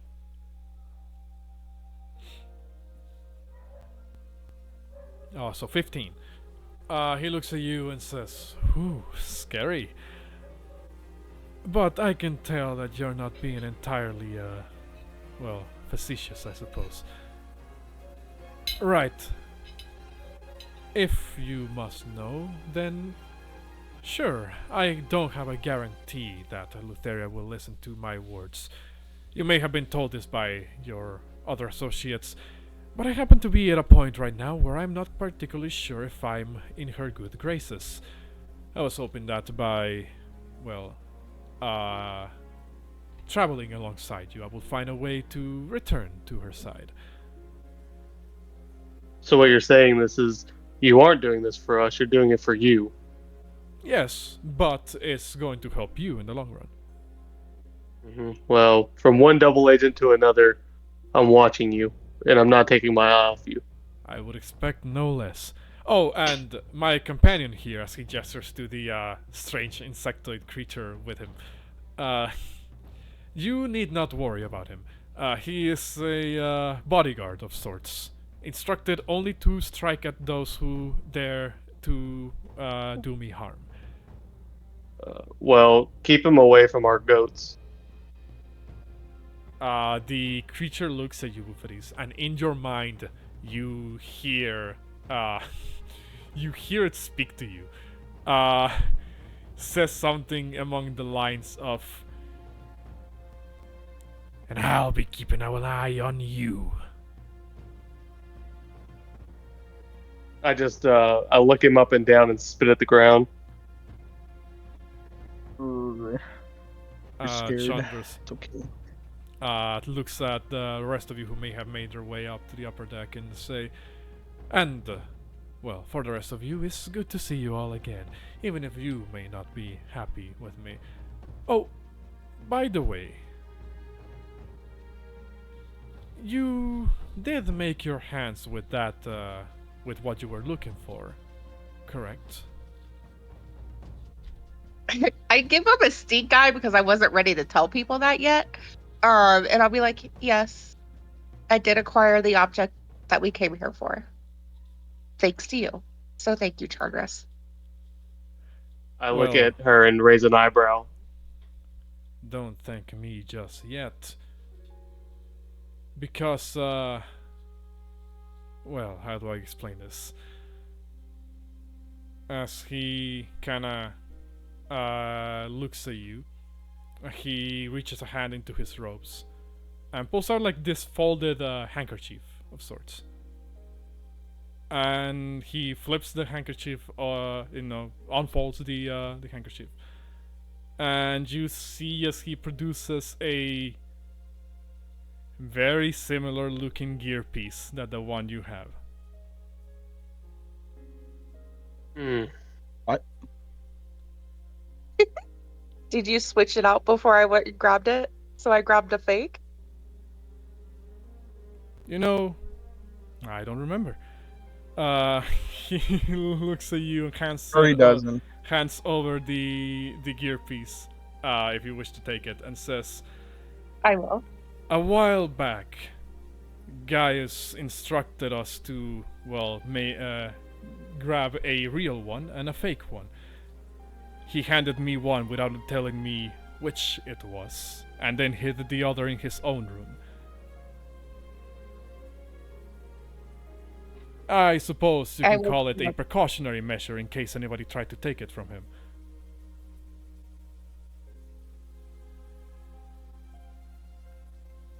Wise. He is the commander, after all.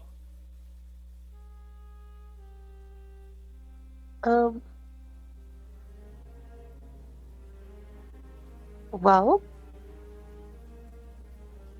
I look at everybody else behind us because she just wants to go back to her room. All of the soldiers are looking mighty confused at the moment. Now, a quick question: does your room have the egg, or is it still downstairs in the cellar? It's still downstairs. My room. I was sleeping with the egg where the dragon egg was. No. So her room is the basement. Got it. Your room's the basement. Got it. Now, could you order your soldiers to stop pointing their weapons at me?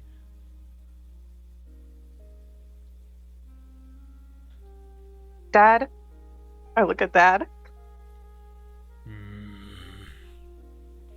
Stand down for now. He tells the soldiers as they kinda start pointing their weapons away.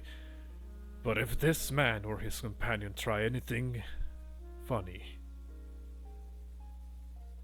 you know what to do. As Pythor kinda begins to turn away, Kyra looks at you guys and says, I really hope you guys know what you're doing, cause otherwise, I'm not sure if this is the right call. Not my call, it's her call.